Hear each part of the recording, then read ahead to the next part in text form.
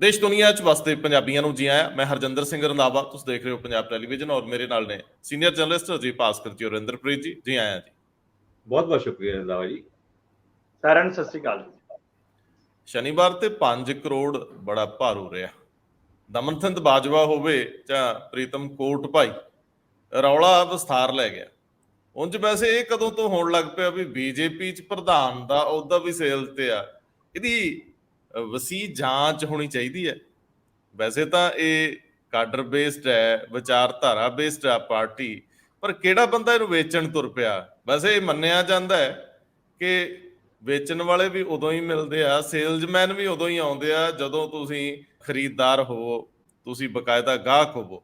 ਆਪਾਂ ਰਾਜਨਾਥ ਸਿੰਘ ਦੀ ਕੱਲ ਦੀ ਚੰਡੀਗੜ੍ਹ ਵਾਲੀ ਫੇਰੀ ਨੂੰ ਵੀ ਸ਼ਾਮਲ ਕਰ ਲੈਨੇ ਆ ਨਾਲ।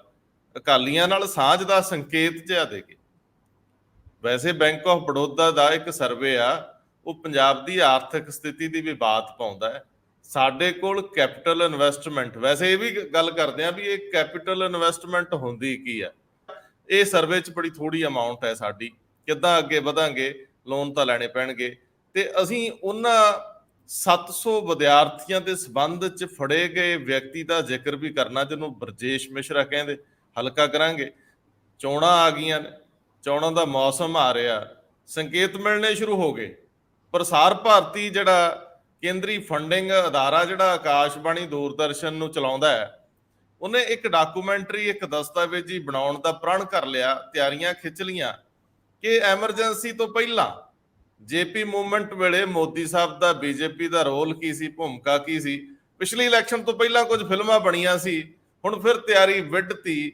ਇੰਜ ਲੱਗਦਾ 300 ਦਾ ਅੰਕੜਾ ਇਸ ਵਾਰੀ ਕਾਫੀ ਔਖਾ ਹੈ, ਉਹਨੂੰ ਸਰ ਕਰਨਾ ਪੈਣਾ। ਇਹ ਸਾਰੇ ਸਵਾਲ ਲੈਣੇ ਆ। ਸਭ ਤੋਂ ਪਹਿਲਾਂ ਇੰਦਰਪ੍ਰੀਤ ਜੀ, ਦਮਨਚੰਦ ਬਾਜਵਾ ਅਜੇ ਮੇਰੇ ਖਿਆਲ 72 ਘੰਟੇ ਵੀ ਨਹੀਂ ਹੋਏ, ਉਹਨਾਂ ਨੇ ਬੀਜੇਪੀ ਵੱਲੋਂ ਇੱਕ ਰੈਲੀ ਕਰਵਾਈ ਆਪਣੇ ਹਲਕੇ ਦੇ ਵਿੱਚ, ਔਰ ਉਸ ਰੈਲੀ ਦਾ ਮਕਸਦ ਵੀ ਇਹੀ ਸੀ, ਤਾਕਤ ਵਿਖਾਉਣਾ। ਤੇ ਕੋਈ ਉਹਨਾਂ ਨੂੰ ਤਾਕਤ ਹੋਰ ਹੀ ਵਿਖਾ ਗਿਆ। ਅਖੀਰ ਤੁਹਾਨੂੰ ਬੀਜੇਪੀ ਪੰਜਾਬ ਦਾ ਪ੍ਰਧਾਨ ਲਾ ਦਿੰਦੇ ਆ। ਪ੍ਰਧਾਨ ਤਾਂ ਲਾਲਪੁਰਾ ਸਾਹਿਬ ਨਹੀਂ ਸੀ ਲੱਗ ਸਕੇ, ਪ੍ਰਧਾਨ ਤਾਂ ਪਤਾ ਲੱਗਿਆ ਵੀ ਜਿਹੜੇ ਹੋਰ ਬਾਹਰੋਂ ਆਏ ਉਹ ਨਹੀਂ ਲੱਗ ਸਕੇ। ਕੈਪਟਨ ਅਮਰਿੰਦਰ ਸਿੰਘ ਬੈਠੇ ਆ, ਜਾਖੜ ਸਾਹਿਬ ਬੈਠੇ ਆ, ਇੱਥੇ ਮਨਪ੍ਰੀਤ ਬਾਦਲ ਆਏ ਹੋਏ ਆ, ਕਿੰਨੇ ਬੰਦੇ ਆ, ਲੰਬੀ ਫਹਿਰਿਸਤ ਆ। ਤੇ ਦਮਨਚੰਦ ਬਾਜਵਾ ਮੇਰੇ ਖਿਆਲ ਕਤਾਰ ਦੇ ਵਿੱਚ ਕਾਫੀ ਪਿੱਛੇ ਹੋਣਗੇ। ਇਹ ਨੌਸਰਬਾਜ਼ ਨੇ, ਕਿਸੇ ਨੇ ਸੇਲਜ਼ਮੈਨ ਬਣ ਕੇ ਇਹਨਾਂ ਤੇ ਹੀ ਕਿਉਂ ਗੁਣਾ ਪਾਇਆ?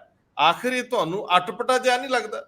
ਜਾਂ ਫਿਰ ਕੋਈ ਖਾਹਿਸ਼ਮੰਦ ਕੋਲ ਹੀ ਚਲੇ ਜਾਂਦੇ ਆ ਲੋਕ ਜਿਨ੍ਹਾਂ ਨੇ ਸੌਦਾ ਵੇਚਣਾ ਹੁੰਦਾ?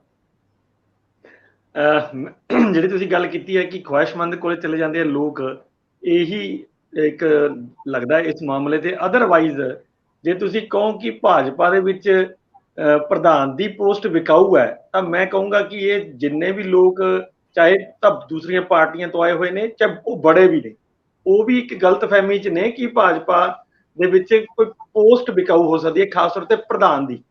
ਰੰਧਾਵਾ ਸਾਹਿਬ, ਜਿਹੜੀ ਬੀਜੇਪੀ ਹੈਗੀ ਹੈ ਬਾਕੀਆਂ ਨਾਲ, ਦੇਖੋ ਮੈਂ ਵਿਚਾਰਧਾਰਕ ਸਾਂਝ ਸਾਡੀ ਕੋਈ ਨਹੀਂ ਹੋ ਸਕਦੀ, ਉਹਨਾਂ ਨਾਲ ਮਤਭੇਦ ਵੀ ਹੋ ਸਕਦੇ ਆ, ਸਭ ਕੁਝ ਹੋ ਸਕਦਾ ਹੈ, ਪਰ ਜਿੰਨਾ ਕੁ ਮੈਂ ਇਸ ਪਾਰਟੀ ਨੂੰ ਸਮਝਿਆ, ਉਹ ਮੈਨੂੰ ਇਹ ਲੱਗਿਆ ਹੈਗਾ ਕਿ ਇਹ ਪਾਰਟੀ ਆਪਣੀ ਵਿਚਾਰਧਾਰਾ ਦੇ ਉੱਤੇ ਹੀ ਚੱਲਦੀ ਹੈ। ਉਹਨੂੰ ਸਰ ਕਰਨ ਵਾਸਤੇ ਕੀ ਕੁਝ ਕਰਨਾ ਹੈ, ਉਹਦੇ ਤਰੀਕਾਕਾਰ ਬੁਣੇ ਜਾਂਦੇ ਆ, ਪਰ ਇਹ ਉਸ ਤੋਂ ਟਸ ਤੋਂ ਮਸ ਨਹੀਂ ਹੁੰਦੇ। ਮਤਲਬ ਤੁਸੀਂ ਦੇਖੋ 370 ਧਾਰਾ ਹਟਾਣੀ ਸੀ, ਇਹਨਾਂ ਦਾ ਪੂਰਾ ਹਿਡਨ ਏਜੰਡਾ ਸੀ। ਇਹ ਕੋਈ ਨਵੀਂ ਗੱਲ ਨਹੀਂ ਸੀ ਕੀਤੀ, ਇਹਨਾਂ ਨੇ ਸਰ ਕਰ ਲਈ ਉਹ। ਔਰ ਸੀ ਕਦੋਂ ਦਾ? 20 25 30 ਸਾਲ ਪਹਿਲਾਂ ਆਪਾਂ ਸੁਣਦੇ ਆ ਰਹੇ ਹਾਂ ਕਿ ਉਹਨਾਂ ਦੇ ਉਹਦੇ ਵਿੱਚ ਹੈਗੀ ਹੈ ਇਸ ਧਾਰਾ 370 ਹਟਾਈ ਹੈ, ਉਹ ਹਟਾਤੀ ਅਗਲੇ ਨੇ। ਸੋ ਇਹਦੇ ਵੱਲ ਵਿੱਚ ਵੀ ਜਿਹੜਾ ਇਹ ਮਾਮਲੇ ਹੈਗੇ ਨੇ, ਪਾਰਟੀ ਸੰਗਠਨ ਦੇ ਵਿੱਚ ਸਿਰਫ ਉਹਨਾਂ ਲੋਕਾਂ ਨੂੰ ਲੈਂਦੀ ਹੈ ਜਿਹੜੇ ਉਹਨਾਂ ਦੀ ਵਿਚਾਰਧਾਰਾ ਦੇ ਨਾਲ ਮੇਲ ਖਾਂਦੇ ਆ।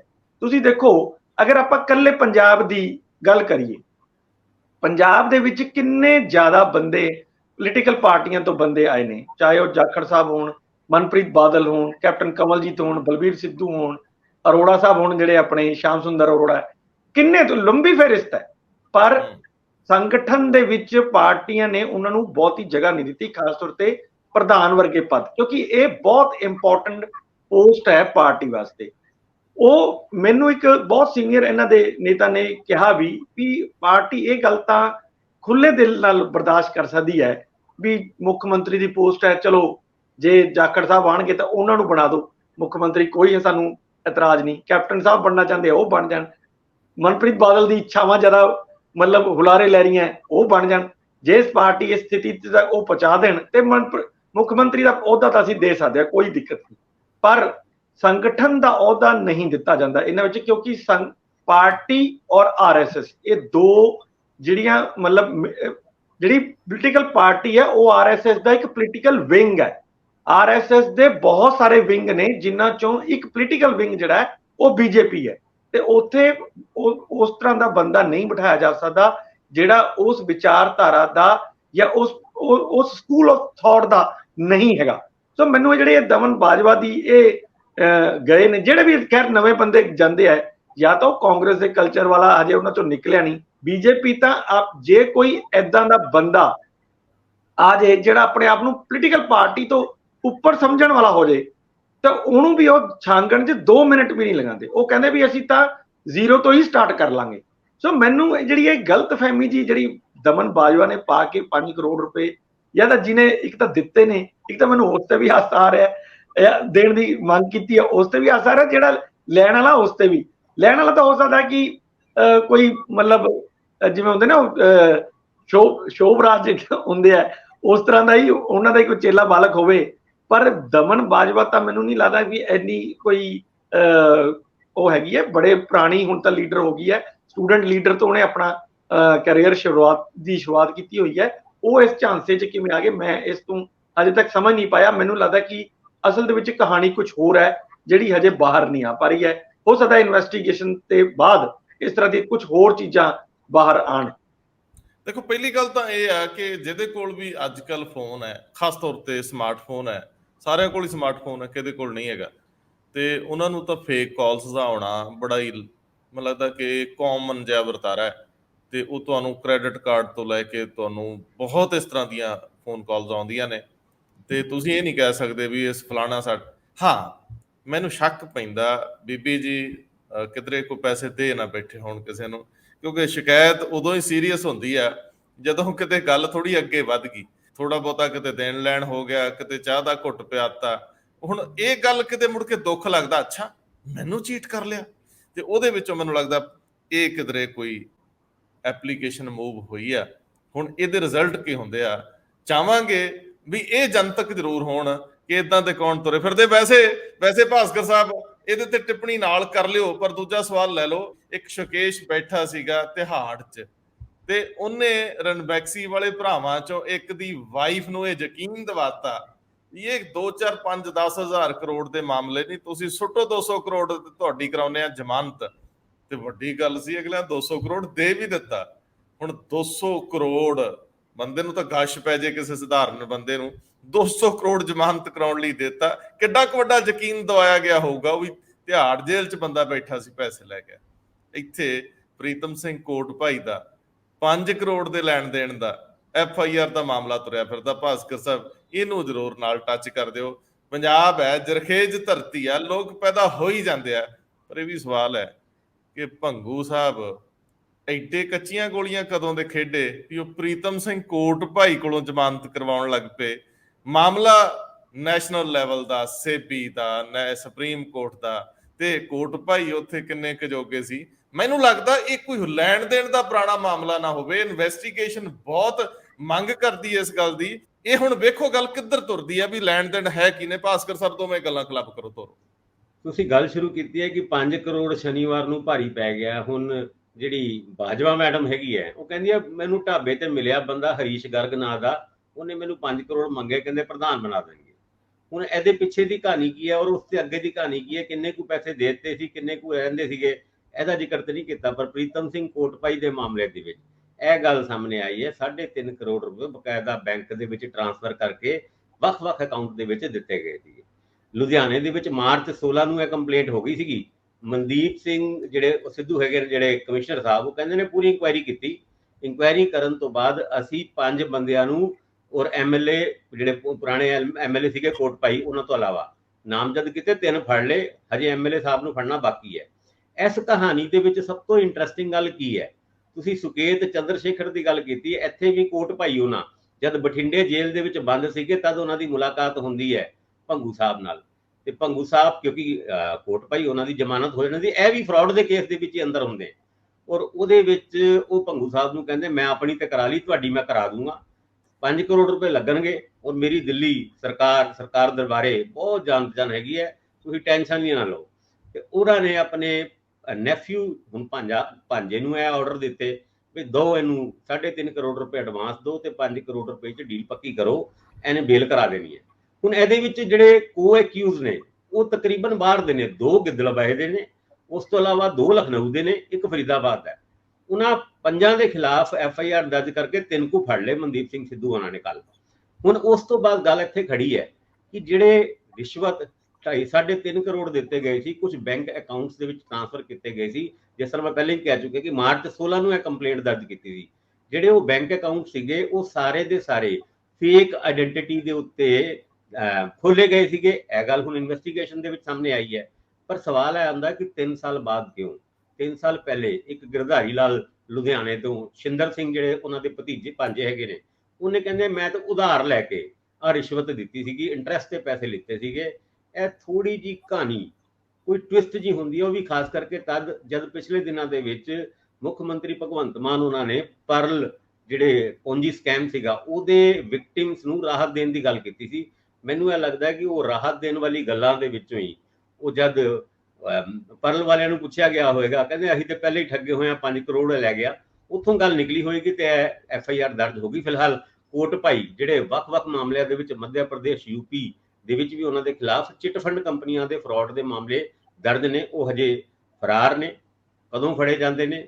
ਫੜੇ ਜਾਣ ਤੋਂ ਬਾਅਦ ਜੇਲ੍ਹ ਦੇ ਵਿੱਚ ਪਈ ਹੋਈ ਸਾਂਝ, ਭਾਵੇਂ ਸੁਕੇਸ਼ ਚੰਦਰ ਸ਼ੇਖਰ ਹੋਏ ਜੋ 200 ਕਰੋੜ ਰੁਪਇਆ ਰੈਨਬੈਕਸੀ ਦੇ ਮਾਲਕਾਂ ਯਾਨੀ ਉਹਨਾਂ ਦੀ ਪਤਨੀ ਤੋਂ ਲੈ ਗਿਆ, ਇਹ ਕੇਸ ਬੜਾ ਇੱਕ ਅਜੀਬ ਜਿਹਾ ਹੈ, ਭਾਵੇਂ ਦਮਨ ਬਾਜਵਾ ਦਾ ਹੋਏ ਜਾਂ ਫਿਰ ਕੋਟ ਭਾਈ ਉਹਨਾਂ ਦਾ ਹੋਵੇ। ਇੱਕ ਕੱਲ ਦਾ ਰੌਲਾ ਮੋਗੇ ਦੀ MLA ਆ, ਉਹਦੇ ਖਿਲਾਫ ਪਈ ਜਾਂਦਾ। ਇੱਕ ਹੈਲਥ ਡਿਪਾਰਟਮੈਂਟ ਦੇ ਮੁਲਾਜ਼ਮ ਨੇ ਇਹ ਦਾਅਵਾ ਕਰਤਾ ਵੀ ਰਿਸ਼ਵਤ ਚੱਲ ਰਹੀ ਆ, AC ਲੱਗ ਗਏ, ਇਹ ਹੋਇਆ ਉਹ ਹੋਇਆ। ਪਰ ਇਹ ਸਾਰੇ ਮਾਮਲੇ ਕਈ ਵਾਰੀ ਇੰਜ ਵੀ ਕਹਿਣਾ ਪੈਂਦਾ ਹੈ ਕਿ ਜਦੋਂ ਕਿਸੇ ਵਿਅਕਤੀ ਨੂੰ ਥੋੜਾ ਜਿਹਾ ਚੋਟ ਲੱਗਦੀ ਹੈ, ਚੁੰਡੀ ਵੱਢੀ ਜਾਂਦੀ, ਉਸ ਤੋਂ ਬਾਅਦ ਹੀ ਉਹਦੇ ਦੁੱਖ ਦਰਦ ਕਿਉਂ ਆਉਂਦੇ ਆ? ਜੇਕਰ ਤੁਸੀਂ ਇੰਨੇ ਹੀ ਸੱਚਾਈ ਦੇ ਪੁਤਲੇ ਹੋ, ਤੁਹਾਨੂੰ ਲੱਗਦਾ ਹੈ ਕਿ ਤੁਸੀਂ ਬਹੁਤ ਆਈਡੀਅਲ ਕੰਮ ਕਰ ਰਹੇ ਹੋ, ਆਦਰਸ਼ਕ, ਤੇ ਤੁਹਾਡੇ ਸਾਹਮਣੇ ਸਭ ਕੁਝ ਹੁੰਦਾ ਰਵੇ ਠੀਕ ਠਾਕ, ਤੁਸੀਂ ਹੋਵੋ ਤੇ ਤੁਸੀਂ ਬੋਲਦੇ ਨਹੀਂ। ਪਰ ਜੇ ਤੁਹਾਨੂੰ ਸੇਕ ਲੱਗੇ ਫਿਰ ਤੁਹਾਨੂੰ ਸਾਰੇ ਪੁਰਾਣੇ ਕੱਚੇ ਚਿੱਠੇ ਫਰੋਲਣੇ ਹੁੰਦੇ ਆ। ਸੋ ਮੈਂ ਸਮਝਦਾ ਹਾਂ ਕਿ ਮਨਦੀਪ ਸਿੰਘ ਸਿੱਧੂ ਲੁਧਿਆਣੇ ਦੇ ਕਮਿਸ਼ਨਰ ਕਾਫੀ ਸਮਰੱਥ ਨੇ। ਉਹ ਘੱਟੋ ਘੱਟ ਪ੍ਰੀਤਮ ਸਿੰਘ ਕੋਟ ਭਾਈ ਵਾਲੇ ਮਾਮਲੇ ਨੂੰ ਤਾਂ ਬੜੇ ਕਲੀਅਰਲੀ ਜਿਹੜਾ ਇੱਕ ਦੇ ਦਿਨ 'ਚ ਹੱਲ ਕਰਕੇ ਲੋਕਾਂ ਨੂੰ ਦੱਸਣ ਕਿ ਹੈ ਕੀ ਹੈ। ਮੈਂ ਤੁਹਾਡੇ ਕੋਲ ਰਾਜਨਾਥ ਸਿੰਘ ਰੱਖਿਆ ਮੰਤਰੀ ਭਾਰਤ ਸਰਕਾਰ, ਉਹਨਾਂ ਦੀ ਗੇੜੀ, ਚੰਡੀਗੜ੍ਹ ਦੀ ਸਿਆਸੀ ਗੇੜੀ, ਉਹਦੇ ਮਾਅਨੇ ਸਮਝਣ ਦਾ ਯਤਨ ਕਰੂੰਗਾ। ਤੁਸੀਂ ਜਿਹੜਾ ਉਹਨਾਂ ਦਾ ਬਿਆਨ ਹੈ ਇਹਨੂੰ ਕਿਵੇਂ ਲੈ ਰਹੇ ਹੋ ਕਿ ਠੀਕ ਹੈ ਗੱਠਜੋੜ ਸਾਡਾ ਨਹੀਂ, ਪਰ ਸਾਂਝ ਤਾਂ ਨਹੀਂ ਗਈ, ਇਹਦਾ ਮਤਲਬ ਸਾਂਝ ਅੱਗੇ ਵਧਾਉਣ ਦੀ ਕਵਾਇਦ ਚੱਲ ਰਹੀ ਹੈ? ਰੰਧਾਵਾ ਸਾਹਿਬ, ਮੈਂ 2 ਗੱਲਾਂ ਜਿਹੜੀ ਆਪਾਂ ਤੁਸੀਂ ਇੰਟਰੋ 'ਚ ਕਹੀਆਂ ਸੀਗੀਆਂ, ਮੈਂ ਦੋਨਾਂ ਨੂੰ ਸ਼ਾਇਦ ਕਲੱਬ ਕਰਨ ਦੀ ਕੋਸ਼ਿਸ਼ ਕਰਦਾ। ਇੱਕ ਤਾਂ ਜਿਹੜੀ ਤੁਸੀਂ ਕਿਹਾ ਵੀ ਰਾਜਨਾਥ ਸਿੰਘ ਦੀ ਫੇਰੀ ਹੈ। ਰਾਜਨਾਥ ਸਿੰਘ ਜਿਹੜੇ ਹੈਗੇ ਨੇ, ਉਹ ਜਿਹੜੇ 9 ਸਾਲ ਪੂਰੇ ਹੋਏ ਸਰਕਾਰ ਦੇ, ਉਹ ਸਾਰੇ ਹੀ ਮੰਤਰੀ ਸਾਰੀਆਂ ਪਾਰਲੀਮੈਂਟਰੀ ਕੰਸਟੀਚੁਐਂਸੀਜ਼ ਜੋ ਹੈਗੀਆਂ ਜਿਹੜੀਆਂ ਉਹਦੇ ਵਿੱਚ ਜਾ ਰਹੇ ਨੇ, ਜਿਹੜੇ ਸੈਂਟਰਲ ਮਿਨਿਸਟਰ ਹੈਗੇ ਨੇ, ਉਸੇ ਸੰਦਰਭ ਦੇ ਵਿੱਚ ਉਹ ਇੱਥੇ ਆਏ ਸੀ। ਚੰਡੀਗੜ੍ਹ ਆਉਣਾ ਉਹਨਾਂ ਦਾ ਇੱਕ ਖਾਸ ਮਕਸਦ ਵੀ ਹੋ ਸਕਦਾ, ਕਿਉਂਕਿ ਭਾਰਤੀ ਜਨਤਾ ਪਾਰਟੀ ਪਿਛਲੇ ਹੁਣ ਕੁਝ ਸਮੇਂ ਤੋਂ ਆਪਣੇ ਉਹਨਾਂ ਜਿਹੜੇ ਗੱਠਜੋੜ ਸਾਥੀ ਹੈਗੇ ਆ ਉਹਨਾਂ ਨਾਲ ਫਿਰ ਦੁਬਾਰਾ ਤੋਂ ਸਾਂਝ ਪਾਉਣਾ ਚਾਹੁੰਦੀ ਹੈ, ਜਿਹੜੇ ਉਹਦੇ ਪੁਰਾਣੇ ਨੇ ਔਰ ਟੁੱਟ ਚੁੱਕੇ ਨੇ। ਲੇਕਿਨ ਟੁੱਟੇ ਬਹੁਤ ਛੋਟੀਆਂ ਚੀਜ਼ਾਂ ਦੇ ਉੱਤੇ ਜਿਨ੍ਹਾਂ ਨੂੰ ਪਾਰਟੀ ਕੋਈ ਬਹੁਤਾ ਨਹੀਂ ਗੋਲਦੀ।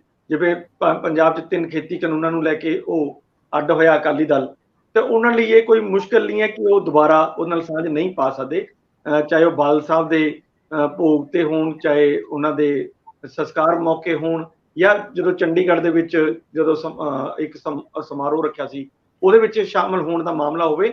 ਪਾਰਟੀ ਦੀ ਸਾਰੀ ਪ੍ਰਧਾਨ ਮੰਤਰੀ ਤੋਂ ਲੈ ਕੇ ਹੋਰ ਸੀਨੀਅਰ ਲੀਡਰਸ਼ਿਪ ਵੀ ਆਈ ਹੈ, ਤੇ ਉਹਨਾਂ ਨੇ ਇਸ ਗੱਲ ਦੇ ਸੰਕੇਤ ਦਿੱਤੇ ਹੈ ਕਿ ਅਸੀਂ ਮਤਲਬ ਦੁਬਾਰਾ ਤੋਂ ਇਕੱਠੇ ਹੋ ਸਕਦੇ ਹਾਂ। 2-3 ਦਿਨ ਤੋਂ ਇਹ ਗੱਲ ਲਗਾਤਾਰ ਚੱਲ ਰਹੀ ਹੈ ਕਿ ਕੀ ਪਾਰਟੀ ਨੇ ਇਹ ਤੈਅ ਕਰ ਹੀ ਲਿਆ ਕਿ ਅਕਾਲੀ ਦਲ ਨੂੰ ਦੁਬਾਰਾ NDA ਦੇ ਵਿੱਚ ਸ਼ਾਮਲ ਕਰ ਲਿਆ ਜਾਣਾ ਚਾਹੀਦਾ ਹੈ। ਤੇ ਜੇ ਕਰ ਲਿਆ ਜਾਣਾ ਚਾਹੀਦਾ ਤੇ ਮੰਤਰੀ ਹੁਣ ਉਹਨਾਂ ਦੋਨਾਂ ਚੋਂ, ਕਿਉਂਕਿ ਦੋ ਹੀ ਮੈਂਬਰ ਪਾਰਲੀਮੈਂਟ ਨੇ, ਉਹਨਾਂ ਦੋਨਾਂ ਚੋਂ ਕੌਣ ਹੋਏਗਾ, ਇਹ ਇਸ ਦੇ ਉੱਤੇ ਵੀ ਗੱਲ ਚੱਲ ਰਹੀ ਹੈ।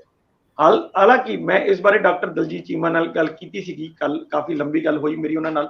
ਉਹਨਾਂ ਨੂੰ ਮੈਂ ਸਮਝਣ ਦਾ ਯਤਨ ਕਰ ਰਿਹਾ ਸੀਗਾ ਕਿ ਇਸ ਤਰ੍ਹਾਂ ਦੀ ਕੋਈ ਚੀਜ਼ ਚੱਲ ਰਹੀ ਹੈ, ਤਾਂ ਉਹਨਾਂ ਨੇ ਹਜੇ ਤਾਂ ਬਹੁਤ ਸਪਸ਼ਟ ਤੌਰ ਤੇ ਇਨਕਾਰ ਕੀਤਾ ਕਿ ਨਹੀਂ, ਇਹ ਜਾਣਬੁੱਝ ਕੇ ਅਫਵਾਹਾਂ ਫੈਲਾਈਆਂ ਜਾ ਰਹੀਆਂ।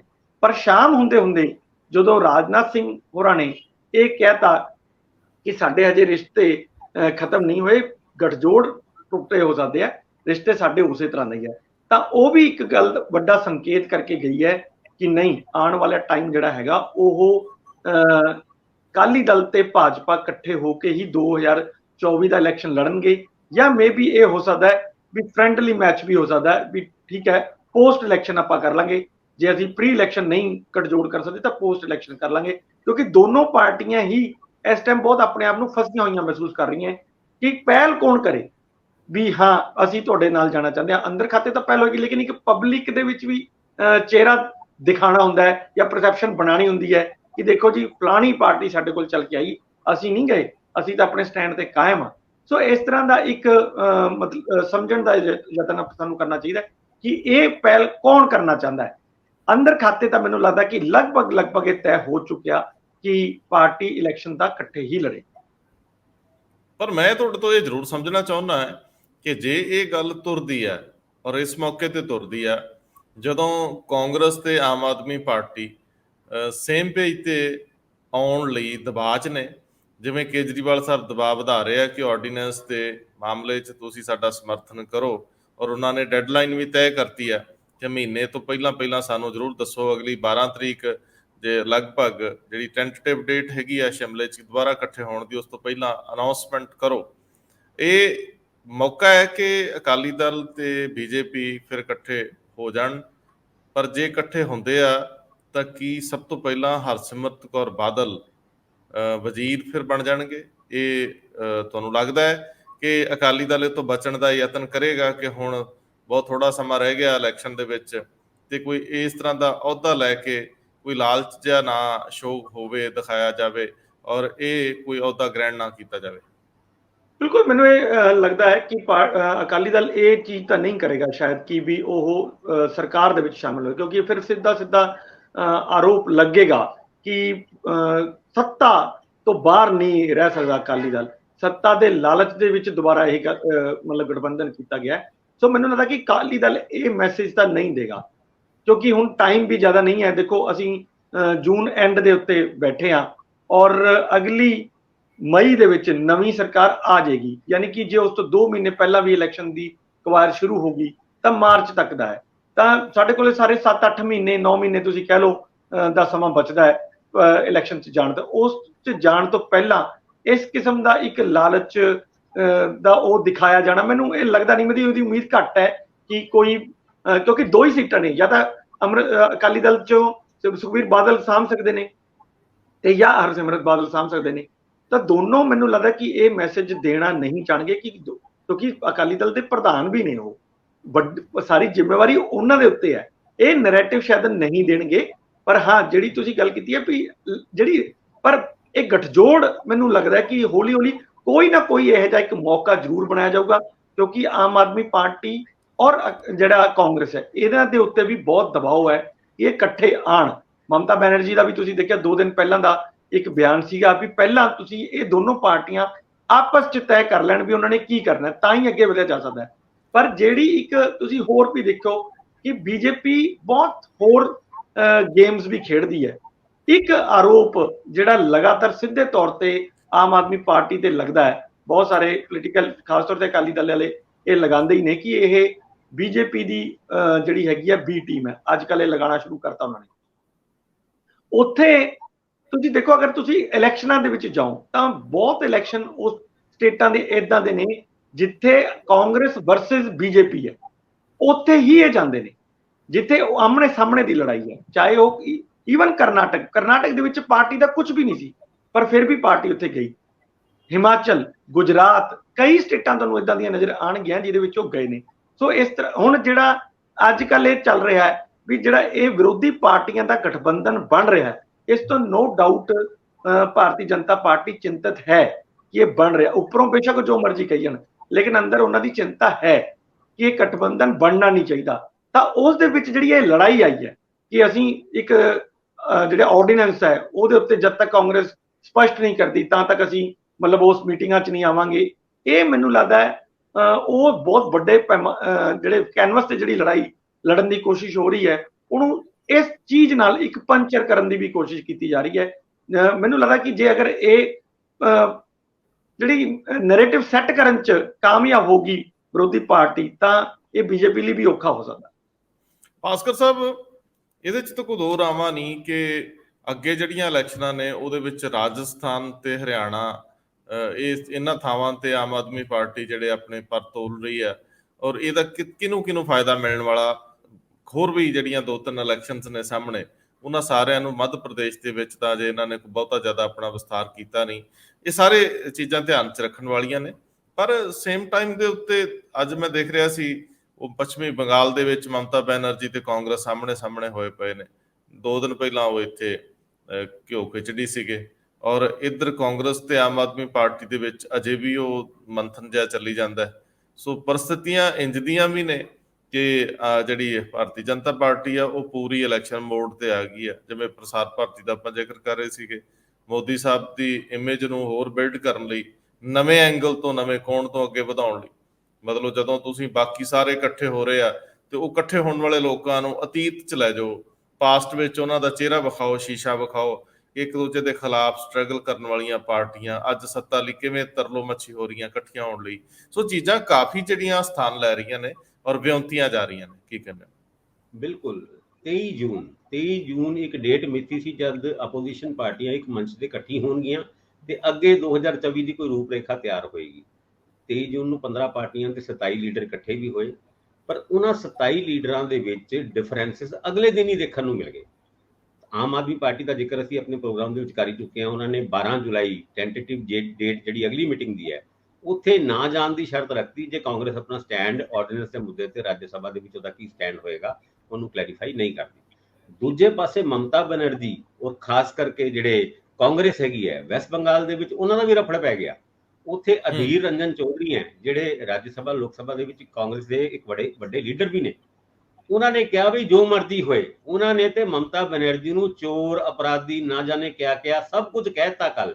ਔਰ ਕਹਿੰਦੇ ਜਿਹੜੇ ਮਰਜ਼ੀ ਹਾਲਾਤ ਦੇ ਵਿੱਚ ਅਸੀਂ ਮਮਤਾ ਬੈਨਰਜੀ ਦੇ ਨਾਲ ਕਿਸੇ ਵੀ ਤਰੀਕੇ ਦਾ ਪੋਲੀਟੀਕਲ ਕੰਪਰੋਮਾਈਜ਼ ਵੈਸਟ ਬੰਗਾਲ ਦੇ ਵਿੱਚ ਨਹੀਂ ਕਰ ਸਕਦੇ। ਲੈਫਟ ਪਾਰਟੀ ਜਿਹੜੀ ਉਸ ਜੂਨ 23 ਦੀ ਮੀਟਿੰਗ ਦੇ ਵਿੱਚ ਡੀ ਰਾਜਾ ਜਾਂ ਸੀਤਾਰਾਮ ਯਚੂੜੀ ਉਸੇ ਮੌਜੂਦ ਸੀਗੇ, ਉਹਨਾਂ ਦੇ ਨਾਲ ਸਾਡਾ ਅਲਾਈਅੰਸ ਹੋਏਗਾ ਤੇ ਅਸੀਂ ਵੈਸਟ ਬੰਗਾਲ ਦੇ ਵਿੱਚ ਇਲੈਕਸ਼ਨ ਡਟ ਕੇ ਲੜਾਂਗੇ ਤੇ ਮਮਤਾ ਬੈਨਰਜੀ ਉਹਨਾਂ ਨੂੰ ਹਰਾਣਗੇ। ਔਰ ਮਮਤਾ ਬੈਨਰਜੀ ਉਹਨਾਂ ਨੂੰ, ਤੇ ਉਹਨਾਂ ਨੇ ਕਿਹਾ ਸੀਐਮ ਤੇ ਬੇਸਿਕਲੀ ਇਹਨਾਂ ਦਾ ਜਿਹੜਾ ਭਾਂਜਾ ਹੈਗਾ ਜਾਂ ਭਤੀਜਾ ਹੈਗਾ ਜਿਹੜਾ ਅਭਿਸ਼ੇਕ ਜਿਹੜਾ ਬੈਨਰਜੀ ਉਹ ਹੈਗਾ। ਯਾਨੀ ਇਹ ਲੜਾਈ ਆਪਸ ਵਿੱਚ ਸ਼ੁਰੂ ਹੋ ਗਈ ਹੈ। ਦੂਜੇ ਪਾਸੇ ਭਾਜਪਾ ਦੇ ਲੀਡਰਾਂ ਨੇ ਜੂਨ 24 ਨੂੰ ਇੱਕ ਗੱਲ ਕੀਤੀ ਹੈ, ਉਹ ਕਹਿੰਦੇ ਨੇ ਮਹਾਗਠਬੰਧਨ ਜਿਹੜੀ ਗੱਲ ਕਰ ਰਹੇ ਨੇ ਮਹਾ ਠੱਗ ਬੰਧਨ ਹੈ। ਇਹ ਸਾਰੀ ਪੋਲੀਟੀਕਲ ਪਾਰਟੀਆਂ ਇੱਕ ਮੰਚ ਤੇ ਕਦੀ ਵੀ ਇਕੱਠੇ ਨਹੀਂ ਹੋ ਸਕਦੀ ਕਿਉਂਕਿ ਇਹਨਾਂ ਦੀ ਆਈਡੀਓਲੋਜੀ ਤੋਂ ਲੈ ਕੇ ਇਹਨਾਂ ਦੇ ਇੰਟਰਸਟ ਪੋਲੀਟੀਕਲ ਉਹ ਆਪਸ ਵਿੱਚ ਕਲੈਸ਼ ਕਰਦੇ ਨੇ। ਕੁਝ ਪਾਰਟੀਆਂ ਦੇ ਵਿੱਚ ਤੇ ਇਹ ਚੀਜ਼ਾਂ ਉੱਭਰ ਕੇ ਸਾਹਮਣੇ ਆ ਗਈਆਂ। ਰਾਜਨਾਥ ਸਿੰਘ ਉਹਨਾਂ ਦੀ ਗੱਲ ਕੀਤੀ ਕੱਲ, ਉਹਨਾਂ ਨੇ ਜ਼ਿਆਦਾ ਟਾਈਮ ਇਸ ਗੱਲ ਤੇ ਲਾਇਆ ਕਿ ਜੇ ਜੂਨ 23 ਦੀ ਜਗ੍ਹਾ ਜੂਨ 25 ਦੀ ਡੇਟ ਹੁੰਦੀ, ਔਰ ਉਹ ਕਿਉਂਕਿ 1975 ਜੂਨ 25 ਅੱਜ ਦੇ ਦਿਨ ਐਮਰਜੈਂਸੀ ਲਾਈ ਸੀ ਇੰਦਰਾ ਗਾਂਧੀ ਨੇ, ਤੇ ਉਹਦੀ ਵਰਸ਼ਗਾਂਠ ਦੇ ਉੱਤੇ ਉਹ ਸਾਰੀ ਪਾਰਟੀਆਂ ਜਿਹੜਾ ਇੱਕ ਦੂਜੇ ਦਾ ਵਿਰੋਧ ਕਰਦੀ ਸੀ ਉਹ ਇੱਕ ਮੰਚ ਤੇ ਇਕੱਠੀ ਹੋਣਗੀ ਤੇ ਕਿੱਦਾਂ ਲੱਗੇਗਾ। ਹੁਣ ਅਨੁਰਾਗ ਠਾਕੁਰ ਉਹਨਾਂ ਨੇ ਜਿਸ ਤਰ੍ਹਾਂ ਮਹਾਗਠਬੰਧਨ ਨੂੰ ਪ੍ਰਪੋਜ਼ਡ ਮਹਾਗਠਬੰਧਨ ਕਹੀਏ, ਮਹਾਗਠਬੰਧਨ ਕਹਿਤਾ। ਔਰ ਦੂਜੇ ਪਾਸੇ ਬੀਜੇਪੀ ਨੇ ਵੀ ਪੂਰੀ ਤਿਆਰੀ ਕਰ ਲਈ ਹੈ ਕਿ ਆਉਣ ਵਾਲੇ ਟਾਈਮ ਵਿੱਚ ਇਦਾਂ ਦੀ ਸਥਿਤੀ ਦੇ ਵਿੱਚ ਕਿੱਦਾਂ ਨਿਪਟਿਆ ਜਾਏਗਾ। ਅਸ਼ੋਕ ਗਹਿਲੋਟ ਰਾਜਸਥਾਨ ਦੇ ਵਿੱਚ ਆਪਣੀ ਲਾਮਬੰਦੀ ਨੂੰ ਲੈ ਕੇ ਅੱਗੇ ਤੇ ਵਧ ਰਹੇ ਨੇ, ਪਰ ਉਹਨਾਂ ਦੇ ਆਪ ਦੇ ਓਐਸਡੀ ਉਹਨਾਂ ਦੇ ਹੀ ਸੀਨੀਅਰ ਮਿਨਿਸਟਰ ਦੇ ਖਿਲਾਫ ਇੱਕ ਇਲੈਕਸ਼ਨ ਬੀਕਾਨੇਰ ਵੈਸਟ ਤੋਂ ਇਲੈਕਸ਼ਨ ਲੜਨ ਦੀ ਕੋਸ਼ਿਸ਼ ਕਰ ਰਹੇ ਨੇ। ਇਹ ਸਾਰੀ ਗੱਲਾਂ ਪੋਲੀਟੀਕਲ ਡਿਫਰੈਂਸਿਸ ਕੀ ਥੰਮ ਜਾਣਗੇ? ਹਜੇ 2024 ਦੂਰ ਹੈ, ਪਰ ਇੰਨੀ ਵੀ ਦੂਰ ਨਹੀਂ ਕਿ ਉਸ ਤੋਂ ਘੱਟ 6 ਮਹੀਨੇ ਪਹਿਲੇ ਇਹ ਸਾਰੇ ਇੱਕ ਛਤਰੀ ਥੱਲੇ ਇਕੱਠੇ ਆ ਕੇ ਮਿਲ ਜੁਲ ਕੇ ਜੱਫੀਆਂ ਪਾ ਕੇ ਚੱਲਣਾ ਸ਼ੁਰੂ ਹੋ ਜਾਣਗੇ। ਇਹਦੇ ਉੱਤੇ ਸਵਾਲ ਹੈ। ਪਰ ਇਹ ਇੱਕ ਗੱਲ ਹੈਗੀ ਹੈ ਕਿ ਬੀਜੇਪੀ ਨੇ ਵੀ ਉਸ ਪੂਰੇ ਜੂਨ 23 ਦੇ ਉਸ ਮੰਚ ਨੂੰ ਇੱਕ ਤਰੀਕੇ ਨਾਲ ਡਾਇਲਿਊਟ ਕਰਨ ਵਾਸਤੇ ਤਿਆਰੀ ਕਰ ਲਈ ਹੈ। ਪ੍ਰਸਾਰ ਭਾਰਤੀ ਨੂੰ ਹੁਕਮ ਦੇ ਦਿੱਤਾ ਗਿਆ ਕਿ ਆਰਐਸਐਸ ਦਾ ਰੋਲ ਸੀਗਾ ਔਰ ਉਹਨਾਂ तमाम ਲੀਡਰਾਂ ਦਾ ਰੋਲ ਸੀਗਾ ਐਮਰਜੈਂਸੀ ਦੇ ਟਾਈਮ ਵਿੱਚ। ਉਹਦੇ ਇੱਕ ਲਿਟਰੇਚਰ ਤਿਆਰ ਕੀਤਾ ਜਾ ਚੁੱਕਿਆ, ਡਾਕੂਮੈਂਟਰੀ ਬਣਾਉਣ ਦੀ ਤਿਆਰੀ ਹੈ, ਔਰ ਉਸ ਡਾਕੂਮੈਂਟਰੀ ਨੂੰ ਉਹਨਾਂ तमाम ਲੀਡਰਾਂ ਨੂੰ ਜਿਹੜੇ ਜੂਨ 23 ਦੀ ਉਸ ਮੀਟਿੰਗ ਦੇ ਵਿੱਚ ਇੱਕ ਦੂਜੇ ਦੇ ਨਾਲ ਬੈਠੇ ਤੇ ਸੀਗੇ ਪਰ ਉਹ ਸਦਾ ਇੱਕ ਦੂਜੇ ਦੇ ਵਿਰੋਧੀ ਰਹੇ ਨੇ, ਉਹਨੂੰ ਕਰਕੇ ਇੱਕ ਪ੍ਰਪੋਜ਼ਲ ਕਿ ਮੋਦੀ ਸਾਹਿਬ ਦਾ ਕੀ ਰੋਲ ਸੀਗਾ ਉਸ ਐਮਰਜੈਂਸੀ ਦੇ ਟਾਈਮ ਵਿੱਚ, ਉਦੋਂ ਨਵ ਨਿਰਮਾਣ ਗੁਜਰਾਤ ਉਹਦੇ ਵਿੱਚ ਮੋਦੀ ਸਾਹਿਬ ਦਾ ਕੀ ਰੋਲ ਸੀਗਾ, ਸਾਰੀ ਗੱਲਾਂ ਦੇ ਉੱਤੇ ਇੱਕ ਡਾਕੂਮੈਂਟਰੀ ਤਿਆਰ ਹੋ ਰਹੀ ਹੈ ਜੋ ਬੀਜੇਪੀ ਕੈਂਪੇਨ ਦੇ ਦੌਰਾਨ ਵਧੀਆ ਤਰੀਕੇ ਨਾਲ ਯੂਜ਼ ਕਰਨ ਦੇ ਔਰ ਦੂਜੀ ਪਾਰਟੀਆਂ ਦੇ ਲੀਡਰ ਨੂੰ ਐਕਸਪੋਜ਼ ਕਰਨ ਵਾਸਤੇ ਯੂਜ਼ ਕਰੇਗੀ।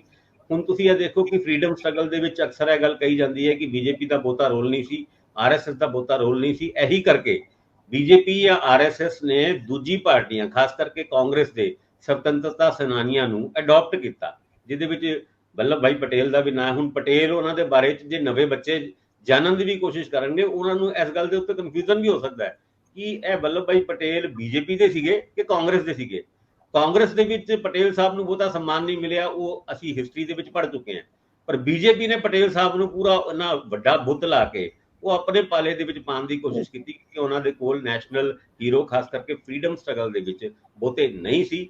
ਹੁਣ ਹਿਸਟਰੀ ਨੂੰ ਬਦਲਣ ਦੀ ਗੱਲਾਂ ਤੇ ਕਈ ਵਾਰ ਹੋਈ ਹੈ, ਫਿਊਚਰ ਨੂੰ ਦੇਖਦੇ ਹੋਏ ਹਿਸਟਰੀ ਨੂੰ ਕਿਸ ਤਰ੍ਹਾਂ ਇਸਤੇਮਾਲ ਕਰਨਾ ਹੈ ਇਹਦੀ ਤਿਆਰੀਆਂ ਬੀਜੇਪੀ ਨੇ ਕਰ ਲਈ। ਇੰਦਰਪ੍ਰੀਤ ਜੀ ਹਾਂ ਆਪਣੀ ਟਿੱਪਣੀ ਦੇ ਦਿਓ। ਹਾਂ ਨਹੀਂ, ਮੈਂ ਇਹਦੇ 'ਚ ਇਹ ਜਿਹੜੀ ਗੱਲ ਭਾਸਕਰ ਸਾਹਿਬ ਨੇ ਕਹੀ ਹੈ ਕਿ ਜਿਹੜੀ ਪ੍ਰਸਾਰ ਭਾਰਤੀ ਇਹ ਕੰਮ ਕਰ ਰਿਹਾ ਹੈ ਔਰ ਸਾਰਾ ਡਾਕੂਮੈਂਟ ਬਣਾਏਗਾ, ਇਹ ਠੀਕ ਹੈ, ਬਿਲਕੁਲ ਇਹਦੇ ਖਿਲਾਫ ਯੂਜ਼ ਕੀਤੀ ਜਾਏਗੀ ਕਾਂਗਰਸ, ਕਿਉਂਕਿ ਉਹਨਾਂ ਨੂੰ 2 ਇਲੈਕਸ਼ਨਾਂ ਜਿਹੜੀਆਂ ਕਾਂਗਰਸ ਨੇ ਜਿੱਤੀਆਂ ਨੇ, ਹਿਮਾਚਲ ਦੀ ਔਰ ਕਰਨਾਟਕ ਦੀ, ਇਸ ਔਰ ਦੋਨੋਂ ਹੀ ਬੀਜੇਪੀ ਤੋਂ ਖੋਈਆਂ ਨੇ। ਇਸ ਤੋਂ ਪਾਰਟੀ ਚਿੰਤਿਤ ਹੈ। ਇਸ ਕਰਕੇ ਜਿਹੜਾ ਤੁਸੀਂ ਆਪਾਂ ਪਹਿਲਾਂ ਗੱਲ ਕਰ ਰਹੇ ਸੀ ਕਿ ਪਾਰਟੀ ਨੇ ਬਹੁਤ ਸਾਰਾ ਜਿਹੜੇ ਹੁੰਦਾ ਨਾ ਵੀ ਚੱਕਰਵਿਊਹ ਦੀ ਰਚਨਾ ਕਰਨਾ, ਉਸ ਤਰ੍ਹਾਂ ਦੀ ਰਚਨਾ ਉਹ ਕਰ ਰਿਹਾ ਹੈ। ਕੋਈ ਵੀ ਚੀਜ਼ ਖਾਲੀ ਨਹੀਂ ਛੋੜ ਰਹੇ, ਚਾਹੇ ਉਹ ਆਪਣੇ ਅਲਾਇੰਸਸ ਨੂੰ ਦੁਬਾਰਾ ਇਕੱਠਾ ਕਰਨ ਦੀ ਗੱਲ ਹੋਵੇ, ਚਾਹੇ ਕਾਂਗਰਸ ਨੂੰ ਕਿਸੇ ਹੋਰ ਤਰੀਕੇ ਨਾਲ ਬਦਲਣਾ। ਇਹ ਹਰ ਵਾਰੀ ਹੁੰਦਾ, ਤੁਸੀਂ ਦੇਖਿਆ ਹੋਣਾ 2014 ਦੇ ਇਲੈਕਸ਼ਨ ਦੇ ਦੌਰਾਨ ਜਿਹੜੀ accidental prime minister book release ਹੋਈ, ਫਿਰ ਐਕਸੀਡੈਂਟਲ ਪ੍ਰਾਈਮ ਮਿਨਿਸਟਰ ਦੇ ਉੱਤੇ ਹੀ ਪਿਕਚਰ ਬਣਾਈ ਗਈ, ਔਰ ਪਿਕਚਰ ਦੇ ਵਿੱਚ ਵੀ ਜਿਸ ਤਰ੍ਹਾਂ ਗਾਂਧੀ ਪਰਿਵਾਰ ਨੂੰ ਬਹੁਤ ਡਿਫੇਮ ਕਰਨ ਦੀ ਕੋਸ਼ਿਸ਼ ਜੀ ਉਹ 'ਚ ਦਿਖਾਈ ਗਈ ਹੈ। ਹਾਲਾਂਕਿ ਬੁੱਕ ਔਰ ਜਿਹੜੀ ਫਿਲਮ ਹੈ ਇਹਦੇ 'ਚ ਬਹੁਤ ਅੰਤਰ ਹੈ। ਬੁੱਕ ਦੇ ਵਿੱਚ ਜਿਹੜੇ ਡਾਕਟਰ ਮਨਮੋਹਨ ਸਿੰਘ ਦੀ ਜਿਹੜੀ ਪਰਸਨੈਲਿਟੀ ਹੈ ਉਹਨੂੰ ਬਹੁਤ ਉਭਾਰਿਆ ਗਿਆ, ਬੜੇ ਉਹਦੇ ਐਸਪੈਕਟਸ ਦਿਖਾਏ ਨੇ, ਲੇਕਿਨ ਜਿਹੜੀ ਫਿਲਮ ਹੈ ਉਹਦੇ ਵਿੱਚ ਇਦਾਂ ਦਾ ਦਿਖਾਇਆ ਗਿਆ ਕਿ ਜਿਸ ਤਰ੍ਹਾਂ ਉਹ ਬਹੁਤ ਹੀ ਟਾਈਪ ਦੇ ਚੱਲੇ ਆ। ਸੋ ਇਹ ਡਿਫੇਮ ਕਰਨਾ ਕਾਂਗਰਸ ਨੂੰ, ਇਹ ਵੀ ਪਾਰਟੀ ਦੀ ਇੱਕ ਇਲੈਕਸ਼ਨ ਦੀ ਰਣਨੀਤੀ ਦਾ ਹਿੱਸਾ ਹੀ ਹੈ। ਇਸ ਤਰ੍ਹਾਂ ਹੀ ਹੁਣ ਕੇਰਲ ਫਾਈਲਸ ਵਾਲੀ ਪਿਕਚਰ ਆਈ, ਚਾਹੇ ਉਹ ਕਸ਼ਮੀਰ ਫਾਈਲਸ ਵਾਲੀ ਪਿਕਚਰ ਆਈ, ਸੋ ਤੁਸੀਂ ਸਾਰੀਆਂ ਪਿਕਚਰਾਂ ਨੂੰ ਅਗਰ ਤੁਸੀਂ ਧਿਆਨ ਨਾਲ ਦੇਖੋ ਤਾਂ ਉਹ ਸਾਰੀਆਂ ਪਿਕਚਰਾਂ ਇਸੇ ਰੂਪ 'ਚ ਹੀ ਤੁਹਾਨੂੰ ਨਜ਼ਰ ਆਉਣਗੀਆਂ ਕਿ ਪੋਲੀਟੀਕਲ ਪਾਰਟੀਆਂ ਜਿਹੜੀਆਂ ਸਪੋਰਟ ਕਰਦੀਆਂ ਨੇ ਫਿਲਮ ਇੰਡਸਟਰੀ ਨੂੰ, ਉਹਨੂੰ ਵੀ ਇੱਕ ਤਰ੍ਹਾਂ ਦਾ ਆਪਣੇ ਰਣਨੀਤੀ ਦਾ ਹਿੱਸਾ ਬਣਾ ਕੇ ਹੀ ਵਰਤਿਆ ਜਾਂਦਾ। ਤਾਂ ਮੈਂ ਲੱਗਦਾ ਕਿ ਜਿਹੜੀ ਪ੍ਰਸਾਰ ਭਾਰਤੀ ਵੀ ਜਿਹੜਾ ਦਿਖਾਏਗਾ, ਇਹ ਵੀ ਸਾਰਾ ਤੁਸੀਂ ਦੇਖੋ ਉਹੀ ਹੋਊਗਾ, ਸਾਰਾ ਕੁਝ ਮਤਲਬ ਉਹਦੇ ਅਗੇਂਸਟ ਹੀ ਹੋਏਗਾ, ਕਾਂਗਰਸ ਦੇ ਪੱਖ 'ਚ ਕੁਝ ਨਹੀਂ ਹੋਏਗਾ। ਵੈਸੇ ਆਮ ਤੌਰ ਤੇ ਹੁੰਦਾ ਨਹੀਂ ਇਦਾਂ ਵੀ ਮੇਰਾ ਧਿਆਨ ਕਿਸੇ ਖਬਰ ਦੇ ਵਿੱਚ ਪ੍ਰੋਪਰ ਨਾ ਹੋਵੇ। ਹੁਣ ਭਾਸਕਰ ਸਾਹਿਬ ਨੇ ਵੀ ਵਿਆਖਿਆ ਦਿੱਤੀ ਆ ਔਰ ਇੰਦਰਪ੍ਰੀਤ ਜੀ ਨੇ ਵਿਆਖਿਆ ਦਿੱਤੀ ਹੈ, ਪਰ ਮੈਂ 100% ਉਹਨੂੰ ਗ੍ਰਹਿਣ ਨਹੀਂ ਕਰ ਪਾਇਆ, ਇਸ ਕਰਕੇ ਮੈਂ ਇੱਥੇ ਕੁਝ ਨਹੀਂ ਅਗਲੀ ਲਾਈਨ ਕਹੂੰਗਾ। ਮੈਂ ਗਵਾਚਿਆ ਕਿੱਥੇ ਸੀ? ਮੈਂ ਗਵਾਚਿਆ ਸੀਗਾ ਵੀ ਇਹ ਬੈਂਕ ਕਦੋਂ ਦੇ ਕੈਪੀਟਲ ਐਕਸਪੈਂਡੀਚਰ ਦੇ ਉੱਤੇ ਰਿਪੋਰਟ ਪੇਸ਼ ਕਰਨ ਲੱਗੇ। Bank of Baroda the report ਆ, ਔਖੀ ਅੰਗਰੇਜ਼ੀ ਆ, ਤੇ ਮੈਂ ਉਹਨੂੰ ਅਨਫੋਲਡ ਕਰਨ ਦੀ ਕੋਸ਼ਿਸ਼ ਕਰ ਰਿਹਾ ਵੀ ਹੈ ਕੀ ਮਾਜਰਾ। ਇਹਦੇ ਵਿੱਚ ਮੈਂ ਦੇਖ ਰਿਹਾ ਇੰਦਰਪ੍ਰੀਤ ਜੀ, ਇਹਦੇ ਵਿੱਚ ਇਹ ਕੈਪੀਟਲ ਇਨਵੈਸਟਮੈਂਟ ਵਜੋਂ ਸਾਡੀ ਸਟੇਟ ਦੀ ਕੀ ਪੋਜੀਸ਼ਨ ਹੈ, ਤੇ ਮੇਰੇ ਤਾਂ ਪਿੰਡ ਪੱਲੇ ਉਨਾ ਕੀ ਪਿਆ ਜਿੰਨਾ ਕੁ ਪੈਣਾ ਸੀ। ਬਾਕੀ ਸਮਝਾਓ ਤੁਸੀਂ ਕਿ ਦਰਅਸਲ ਸਾਡੀ ਜਿਹੜੀ ਆਰਥਿਕ ਸਥਿਤੀ ਆ ਇਸ ਲਿਹਾਜ਼ ਨਾਲ, ਕਿਉਂਕਿ ਆਪਾਂ ਫ੍ਰੀ ਬੀਜ ਦੇ ਰੂਪ 'ਚ ਕਾਫੀ ਕੁਝ ਦੇ ਰਹੇ ਹਾਂ, ਸਾਡੀ ਇਨਕਮ ਉਸ ਲਿਹਾਜ਼ ਨਾਲ ਨਹੀਂ ਵੱਧ ਰਹੀ, ਕਿਉਂਕਿ ਅਸੀਂ ਬਜਟ ਵਿੱਚ ਹੋਰ ਟੈਕਸ ਵੀ ਨਹੀਂ ਲਾਉਣੇ, ਭਾਵੇਂ ਕਿ ਅਸੀਂ ਬਜਟ ਦੇ ਅੱਗੇ ਪਿੱਛੇ ਲਾਉਂਦੇ ਹੀ ਰਹਿੰਦੇ ਆ। ਹੁਣ ਇਹ ਵੀ ਇੱਕ ਸਵਾਲ ਹੈ, ਅਗਲੇ ਕਿਸੇ ਐਪੀਸੋਡ 'ਚ ਐਡਰੈਸ ਕਰਾਂਗੇ ਵੀ ਤੁਸੀਂ 200 ਰੁਪਇਆ ਪੈਨਸ਼ਨਰਸ ਤੇ ਲਾਤਾ। ਇੱਕ ਵੱਡੇ ਅਧਿਕਾਰੀ ਉਹਨਾਂ ਨੇ ਮੈਨੂੰ ਐਵੇਂ ਹਾਸੇ ਠੱਠੇ 'ਚ ਪੁੱਛ ਲਿਆ, ਕਹਿੰਦੇ ਜੀ ਵੀ ਹੁਣ ਜਿੰਨੇ ਲੱਖਾਂ ਦੀ ਤਾਦਾਦ 'ਚ ਪੈਨਸ਼ਨਰ ਨੇ ਇਹਨਾਂ ਕੋਲੋਂ ਸਹਿਮਤੀ ਲਈ ਜਾਊਗੀ, ਸਰਕਾਰ ਸਹਿਮਤੀ ਲਊਗੀ। ਕਿਉਂਕਿ 1 ਵੀ ਰੁਪਈਆ ਉਹਨਾਂ ਦੀ ਸਹਿਮਤੀ ਲਏ ਬਿਨਾਂ ਕੱਟਿਆ ਨਹੀਂ ਜਾ ਸਕਦਾ। ਹੁਣ ਇਹ ਕਿੱਦਾਂ 200 ਰੁਪਈਆ ਕੱਟਿਆ ਜਾਊ? 200 ਰੁਪਈਆ ਕੱਟਣ ਲਈ ਪਹਿਲਾਂ ਇੱਕ ਬੰਦੇ ਨੂੰ ਜਿਹੜਾ ਨਾ ਉਹ ਸਹਿਮਤੀ ਪੱਤਰ ਦੇਣਾ ਪਊਗਾ, ਤੇ ਜਾਂ ਤੁਸੀਂ ਫਿਰ ਉਹਨਾਂ ਕੋਲੋਂ ਇਕੱਠੇ ਹੀ 4-4 6-6 ਮਹੀਨੇ ਜਮ੍ਹਾਂ ਕਰਾਓਗੇ। ਯਾਰ ਮੈਨੂੰ ਆਹ ਦੱਸਿਓ ਜੀ, ਬੈਂਕ ਆਫ ਬੜੌਦਾ ਕੀ ਕਹਿੰਦਾ ਹੈ ਤੇ ਕੈਪੀਟਲ ਇਨਵੈਸਟਮੈਂਟ ਕੀ ਹੁੰਦੀ? ਇੰਦਰਪ੍ਰੀਤ ਜੀ ਆਪਣੇ ਲਫ਼ਜ਼ਾਂ 'ਚ ਸਮਝਾਓ, ਤੇ ਆਪਾਂ ਸਾਰੀਆਂ ਸਟੇਟਾਂ ਦੇ ਲਿਹਾਜ਼ ਨਾਲ ਕਿੱਥੇ ਖੜੇ ਆ? ਰੰਧਾਵਾ ਸਾਹਿਬ, ਜਿਹੜੀ ਇਹ ਰਿਪੋਰਟ ਆਈ ਹੈ, ਮੈਨੂੰ ਵੀ ਹੈਰਾਨੀ ਹੈ ਵੀ ਅੱਗੇ ਤਾਂ RBI ਇਸ ਤਰ੍ਹਾਂ ਦੀਆਂ ਰਿਪੋਰਟਸ ਜਾਰੀ ਕਰਦਾ ਹੈ, ਉਹਨਾਂ ਤੋਂ ਸਮਝ ਆਉਂਦੀ ਹੈ, ਲੇਕਿਨ ਬੈਂਕ ਆਫ ਬੜੌਦਾ ਨੇ ਕਿਉਂ ਜਾਰੀ ਕੀਤੀ ਹੈ ਇਹ ਮੇਰੇ ਵੀ ਸਮਝ 'ਚ ਨਹੀਂ ਆਇਆ। ਪਰ ਜੋ ਆਪਾਂ ਖੈਰ ਜਾਰੀ ਕਿਸੇ ਨੇ ਵੀ ਕੀਤੀ ਹੋ, ਖੈਰ ਹੁਣ ਕਿਸੇ ਨੇ ਵੀ ਜਾਰੀ ਕੀਤੀ ਹੋਊਗੀ ਤਾਂ ਸਟੱਡੀ ਤਾਂ ਜ਼ਰੂਰ ਕੀਤੀ ਹੋਊਗੀ, ਔਰ ਆંકੜੇ ਵੀ RBI ਤੋਂ ਜਾਂ ਹੋਰ ਜਿਹੜੇ ਬਜਟ ਹੈਗੇ ਆ ਵੱਖ-ਵੱਖ ਸਟੇਟਾਂ ਦੇ, ਉਹਨਾਂ ਤੋਂ ਲਿੱਤੇ ਹੋਣੇ ਉਹਨਾਂ ਨੇ। ਪਰ ਇਹ ਰਿਪੋਰਟ ਜਿਹੜੀ ਹੈਗੀ ਹੈ ਉਹ ਮੈਨੂੰ ਖਾਸ ਤੌਰ ਤੇ ਪੰਜਾਬ ਦੇ ਮਾਮਲੇ 'ਚ ਜ਼ਿਆਦਾ ਹੈਰਾਨੀ ਨਹੀਂ ਕਰ ਰਹੀ, ਕਿਉਂਕਿ ਪਿਛਲੇ ਮੈਂ ਕਈ ਸਾਲਾਂ ਤੋਂ ਦੇਖ ਰਿਹਾ ਸਾਡਾ ਜਿਹੜਾ ਕੈਪੀਟਲ ਐਕਸਪੈਂਡੀਚਰ ਹੈਗਾ ਉਹ ਡੇ ਬਾਈ ਡੇ ਸਾਲ ਦਰ ਸਾਲ ਘਟਦਾ ਹੀ ਜਾ ਰਿਹਾ। ਪਹਿਲਾਂ ਕੈਪੀਟਲ ਦੱਸੋ ਕਿ ਹੁੰਦਾ ਕੀ ਲਫ਼ਜ਼ ਕੀ ਹੈ, ਮਤਲਬ ਪੈਸੇ ਦਾ ਇਹ ਕਿਹੜਾ ਰੂਪ ਹੈ ਜਿਹਨੂੰ ਤੁਸੀਂ ਕੈਪੀਟਲ ਇਨਵੈਸਟਮੈਂਟ ਕਹਿ ਰਹੇ ਹੋ? ਜੀ, ਦੋ ਤਰ੍ਹਾਂ ਦੀ ਪਲੈਨਿੰਗਸ ਹੁੰਦੀਆਂ ਨੇ ਰੰਧਾਵਾ ਸਾਹਿਬ। ਜਦੋਂ ਆਪਾਂ ਸਾਰਾ ਆਮਦਨੀ ਸਟੇਟ ਦੀ ਇਕੱਠੀ ਕਰਦੇ ਹਾਂ ਤਾਂ ਦੋ ਤਰ੍ਹਾਂ ਦੀ ਆਮਦਨੀ ਆਪਾਂ ਇਕੱਠੀ ਕਰਕੇ ਦੋ ਤਰ੍ਹਾਂ ਦੀ ਪਲੈਨਿੰਗ ਬਣਾਉਂਦੇ ਹਾਂ। ਇੱਕ ਤਾਂ ਹੈਗੀ ਹੈ ਨੌਨ ਪਲਾਨ, ਇੱਕ ਹੈਗੀ ਹੈ ਪਲਾਨ। ਨੌਨ ਪਲਾਨ ਦੇ ਵਿੱਚ ਅਸੀਂ ਸਾਰੇ ਉਹ ਖਰਚੇ ਕਰਦੇ ਹਾਂ ਜਿਹੜਾ ਜਿਵੇਂ ਤਨਖਾਹਾਂ ਹੋ ਗਈਆਂ, ਵਿਆਜ ਦੀਆਂ ਕਿਸ਼ਤਾਂ ਹੋ ਗਈਆਂ, ਇਹ ਸਾਰੀਆਂ ਚੀਜ਼ਾਂ ਨੌਨ ਪਲਾਨ ਦੇ ਵਿੱਚ ਹੀ ਹੈ। ਲੇਕਿਨ ਇੱਕ ਹੈ ਪਲਾਨ, ਜਿਹੜੀ ਪਲਾਨ ਕਰਕੇ ਅਸੀਂ ਕੋਈ ਚੀਜ਼ ਬਣਾਉਂਦੇ ਹਾਂ, ਮਤਲਬ ਕੋਈ ਸੜਕਾਂ ਬਣਾਈਆਂ, ਪੁਲ ਬਣਾਏ, ਨਵੇਂ ਥਰਮਲ ਪਲਾਂਟ ਲਗਾਏ, ਉਹ ਜਿਹੜੀ ਕੈਪੀਟਲ ਖੜੀ ਹੋਊਗੀ ਉਸ ਤੇ ਜਿਹੜਾ ਖਰਚਾ ਆਉਣਾ ਉਹਨੂੰ ਕੈਪੀਟਲ ਐਕਸਪੈਂਡੀਚਰ ਕਹਿੰਦੇ ਆ। ਤੇ ਉਹੀ ਕਿਸੇ ਵੀ ਸਟੇਟ ਦਾ ਇੱਕ ਇਹੋ ਜਿਹਾ ਆਧਾਰ ਆਪਾਂ ਕਹਿੰਦੇ ਆ ਵੀ ਉਹ ਆਧਾਰ ਹੁੰਦਾ ਹੈ ਕਿਸੇ ਵੀ ਸਟੇਟ ਦੀ ਇਕਨੋਮੀ ਨੂੰ ਸਮਝਣ ਦਾ, ਕਿ ਸਟੇਟ ਕਿਸ ਤਰ੍ਹਾਂ ਚੱਲ ਰਹੀ ਹੈ, ਉਹਦੀ ਆਮਦਨ ਦੇ ਸਰੋਤ ਕੀ ਨੇ ਤੇ ਉਹਦੇ ਖਰਚੇ ਦੇ ਸਰੋਤ ਕੀ ਨੇ, ਇਹ ਉਸ ਤੋਂ ਤੁਹਾਨੂੰ ਅੰਦਾਜ਼ਾ ਹੋ ਜਾਂਦਾ।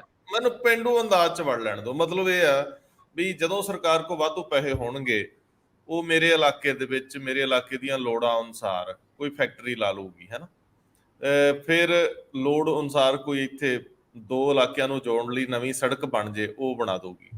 ਫਿਰ ਉਹ ਕਿਸੇ ਵੀ ਤਰ੍ਹਾਂ ਦੇ ਐਸੇ ਹੱਬ ਨੂੰ ਵਿਕਸਿਤ ਕਰੂਗੀ, ਜਿਵੇਂ IT ਸੈਕਟਰ ਦੇ ਲਈ ਬੇਸ ਤਿਆਰ ਕਰ ਦਊਗੀ, ਜਿੱਦਾਂ ਹੈਦਰਾਬਾਦ 'ਚ ਹੈ, ਬੈਂਗਲੌਰ ਦੇ ਵਿੱਚ ਹੈ, ਗੜਗਾਉਂ ਦੇ ਵਿੱਚ ਹੁਣ ਹੋ ਗਿਆ, ਪਰਲੇ ਬੰਨੇ ਨੋਇਡਾ ਵਿਕਸਿਤ ਹੋ ਗਿਆ। ਮਤਲਬ ਉੱਥੇ ਸਰਕਾਰਾਂ ਪਹਿਲਾਂ ਜ਼ਮੀਨ ਗ੍ਰਹਿਣ ਕਰਕੇ ਫਿਰ ਉੱਤੇ ਪੈਸੇ ਲਾ ਕੇ ਇੱਕ ਇਨਵੈਸਟਮੈਂਟ ਨਾਲ ਉਹ ਏਰੀਆ ਸ਼ੁਰੂ ਹੋ ਜਾਂਦਾ ਜਿੱਥੇ ਬਾਹਰਲੇ ਲੋਕ ਦਿਲਚਸਪੀ ਵਿਖਾਉਂਦੇ। ਸ਼ੁਰੂ 'ਚ ਬਿਲਡਿੰਗਸ ਵੀ ਆਪ ਬਣਾ ਦਿੰਦੀਆਂ ਸਰਕਾਰਾਂ, ਔਰ ਜਿੱਦਾਂ ਹਰਿਆਣੇ ਨੇ ਆਪਣੇ ਥਰਮਲ ਪਲਾਂਟ ਵੀ ਆਪ ਲਾ ਲਏ। ਮਤਲਬ ਜਦੋਂ ਤੁਹਾਡੇ ਕੋਲ ਪੈਸੇ ਹੋਣਗੇ ਤੇ ਤੁਸੀਂ ਆਪਣੇ ਲੋਕਾਂ ਦੀ ਜਿੱਥੇ ਜੋ ਲੋੜ ਹੋਊਗੀ ਉਹਦੇ ਲਈ ਪੈਸੇ ਖਰਚ ਸਕੋ। ਜਿੱਦਾਂ ਅਸੀਂ ਹੁਣ ਕਮਿਊਨਿਟੀ ਹਾਲ ਬਣਾ ਲੈਂਦੇ ਹਾਂ, ਗਰੀਬ ਜੋ ਹੋਏ, ਫਿਰ ਅਸੀਂ ਕੋਈ ਮਾੜੀ ਮੋਟੀ ਕਿਸੇ ਨੂੰ ਸੜਕ ਦੀ ਰਿਪੇਅਰ ਕਰ ਦਿੰਦੇ ਹਾਂ।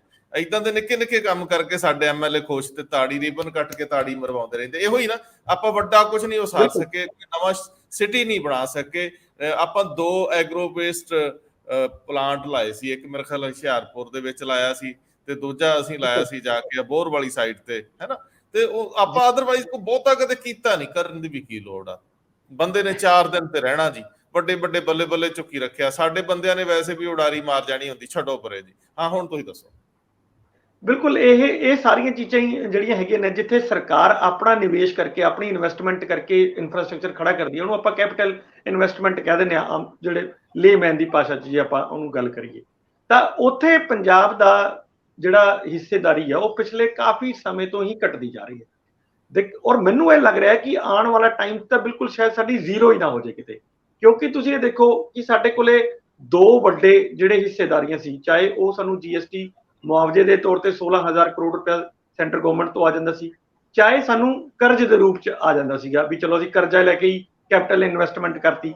ਲੇਕਿਨ ਹੁਣ ਅਸੀਂ ਕਰਜ਼ ਦੇ ਜਾਲ 'ਚ ਵੀ ਫਸੇ ਪਏ ਹਾਂ, ਯਾਨੀ ਕਿ ਜਿੰਨਾ ਅਸੀਂ ਕਰਜ਼ਾ ਲੈਣਾ ਹੈ ਉਸ ਤੋਂ ਵੱਧ ਤਾਂ ਉਸ ਸਾਲ ਦੀ ਕਿਸ਼ਤਾਂ ਚੁਕਾਉਣੀਆਂ ਹੁੰਦੀਆਂ ਨੇ, ਤਾਂ ਅਸੀਂ ਉਸ 'ਚੋਂ ਵੀ ਪੈਸਾ ਇੱਧਰ ਨਹੀਂ ਲਗਾ ਪਾ ਰਹੇ। ਤੇ ਦੂਜਾ ਤਰੀਕਾ ਹੁੰਦਾ ਕਿ ਆਪਣੀ ਜਿਹੜੀ ਬਚਦੀ ਆਮਦਨੀ ਹੈ ਉਸ 'ਚੋਂ ਲਗਾ ਲਓ, ਤੇ ਬਚਦੀ ਆਮਦਨੀ 'ਚੋਂ ਅਸੀਂ ਸਾਰੀ ਤਨਖਾਹਾਂ ਦੇ ਦਿੰਦੇ ਹਾਂ ਸਰਕਾਰੀ ਕਰਮਚਾਰੀਆਂ ਦੀਆਂ, ਜਾਂ ਫਿਰ ਵਿਆਜ ਦੀਆਂ ਕਿਸ਼ਤਾਂ ਤੇ ਸਬਸਿਡੀਆਂ।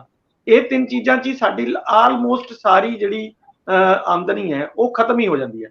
2-4% ਜਿਹੜਾ ਕਹਿ ਲਓ ਤੁਸੀਂ ਬਚਦਾ ਹੈ, ਉਹ ਮੈਨੂੰ ਲੱਗਦਾ ਹੁਣ ਇਸ ਕਰਕੇ ਵੀ ਨਹੀਂ ਬਚਣਾ, ਕਿਉਂਕਿ ਗਵਰਨਮੈਂਟ ਆਫ ਇੰਡੀਆ ਨੇ ਸਾਡੀ ਜਿਹੜੀ ਬੋਰਿੰਗ ਲਿਮਿਟ ਹੈ, ਯਾਨੀ ਕਰਜ਼ ਲੈਣ ਦੀ ਉਹ ਸੀਗੀ ਸੀਮਾ, ਉਹ ਵੀ ਘਟਾਤੀ ਹੈ ਕਿ 18,000 ਕਰੋੜ ਰੁਪਇਆ ਜਿਹੜਾ ਹੈਗਾ ਅਸੀਂ ਤੁਹਾਨੂੰ ਨਹੀਂ ਦੇਵਾਂਗੇ ਜੇਕਰ ਤੁਸੀਂ ਪੁਰਾਣੀ ਪੈਨਸ਼ਨ ਯੋਜਨਾ ਲਾਗੂ ਕਰ ਦੋਗੇ ਤਾਂ। ਇਹ ਇੱਕ ਵੱਡੀ ਧਮਕੀ ਹੁਣ ਦੇਖੋ ਸਾਨੂੰ ਆਈ ਹੋਈ ਹੈ, ਜਿਹਦੇ ਬਾਰੇ ਮਤਲਬ ਪੱਤਰ ਵਿਵਹਾਰ ਚੱਲ ਰਿਹਾ ਹੈ। ਤੇ ਹਜੇ ਤੱਕ ਤਾਂ ਉਹਨਾਂ ਨੇ ਕਿਹਾ ਵੀ ਜੀ ਅਸੀਂ ਤਾਂ ਜਿਹੜਾ ਕਰਮਚਾਰੀਆਂ ਦਾ ਅੰਸ਼ਦਾਨ ਹੈ NPS 'ਚ ਦੇਣਾ ਸੀ, ਉਹ ਅਸੀਂ ਪੂਰਾ ਦੇ ਹੀ ਜਾ ਰਿਹਾ ਤੁਹਾਨੂੰ। ਜਿਨ੍ਹਾਂ ਸਟੇਟਾਂ ਨੇ ਬੰਦ ਕਰਤਾ ਹੈ ਤੁਸੀਂ ਉਹਨਾਂ ਦਾ ਤਾਂ ਕਰਜ਼ ਲਿਮਟ ਘਟਾਓ ਤਾਂ ਸਮਝ ਆਉਂਦੀ ਹੈ, ਸਾਡੀ ਤੁਸੀਂ ਕਿਉਂ ਘਟਾਤੀ ਹੈ? ਅਸੀਂ ਤਾਂ ਦੇ ਹੀ ਜਾ ਰਹੇ ਹਾਂ ਤੁਹਾਨੂੰ ਹਜੇ। ਸੋ ਇਹਦੇ ਹਜੇ ਪੰਜਾਬ ਦੇ ਵਿੱਚ ਫਸਿਆ ਹੋਇਆ ਕੁੜਕੀ ਦੇ ਵਿੱਚ। ਜੇ ਤਾਂ ਪੁਰਾਣੀ ਪੈਨਸ਼ਨ ਯੋਜਨਾ ਲਾਗੂ ਕਰਦਾ ਹੈ ਤਾਂ 18,000 ਕਰੋੜ ਰੁਪਏ ਜਾਏਗਾ ਹੱਥੋਂ, ਜੇ ਨਹੀਂ ਲਾਗੂ ਕਰਦਾ ਤਾਂ ਕਰਮਚਾਰੀਆਂ ਨੇ ਜਾਨ ਖਾ ਲੈਣੀ ਹੈ। ਸੋ ਇਹ ਦੋਨਾਂ ਦੇ ਵਿੱਚ ਫਸ ਗਿਆ ਤੇ ਇਹ ਹਜੇ ਤੱਕ ਕੋਈ ਰਾਹ ਨਹੀਂ ਲੱਭ ਰਿਹਾ। ਤੇ ਜਿਹੜੀ ਆਹ ਰਿਪੋਰਟ ਵੀ ਜਾਰੀ ਹੋਈ ਹੈ, ਮੈਨੂੰ ਲੱਗਦਾ ਕਿ ਇਹ ਕੋਈ ਬਹੁਤੀ ਜਿਹਨੂੰ ਕਹਿੰਦੇ ਨਾ ਹੈਰਾਨੀਜਨਕ ਨਹੀਂ ਹੈ। 72% ਤੋਂ ਘੱਟ ਵਾਲੀਆਂ ਸਟੇਟਾਂ ਉਹਨਾਂ ਦਾ ਉਹਨਾਂ ਨੇ 75% ਤੋਂ ਘੱਟ ਦਾ ਜ਼ਿਕਰ ਕੀਤਾ ਉਹਨਾਂ ਨੇ, ਵੀ ਜਿਹੜੀਆਂ ਸਟੇਟਾਂ 75 ਤੋਂ ਘੱਟ ਦਾ ਹੈ। ਮੇਰਾ ਇੱਥੇ ਇੱਕ ਛੋਟਾ ਜਿਹਾ ਉਹਦੇ ਵਿੱਚ ਨੁਕਤਾ ਸਿਰਫ ਇੰਨਾ ਕੀ ਹੈ ਵੀ ਜਦੋਂ ਅਸੀਂ ਸਟੇਟਾਂ ਦੀ ਆਮਦਨੀ ਸਕਵੀਜ਼ ਕਰੀ ਜਾਵਾਂਗੇ ਤਾਂ ਇਹ ਕੈਪੀਟਲ ਇਨਵੈਸਟਮੈਂਟ ਤਾਂ ਘਟਦੀ ਹੀ ਜਾਏਗੀ।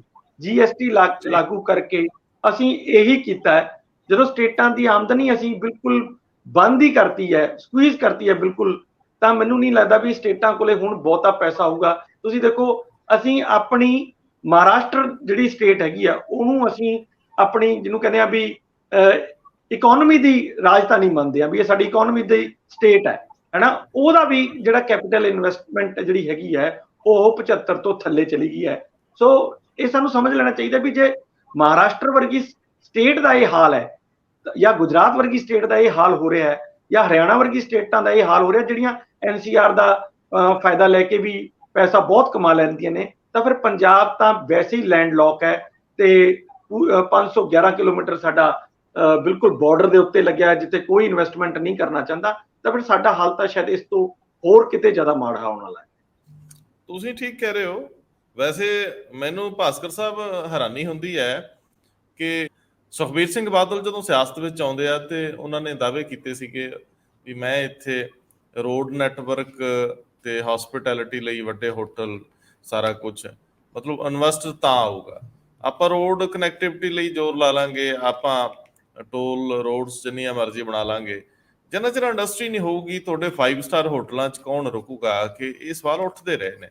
ਵੇਖਣ ਵਾਲੀ ਗੱਲ ਆ ਕਿ ਅਰਸਾ ਪਹਿਲਾਂ ਅੰਮ੍ਰਿਤਸਰ ਦਾ ਰਾਜਾਸਾਂਸੀ ਗੁਰੂ ਰਾਮਦਾਸ ਸਾਹਿਬ ਰਾਜਸਾਂਸੀ ਏਅਰਪੋਰਟ ਤਿਆਰ ਹੋ ਗਿਆ ਸੀਗਾ ਇੰਟਰਨੈਸ਼ਨਲ।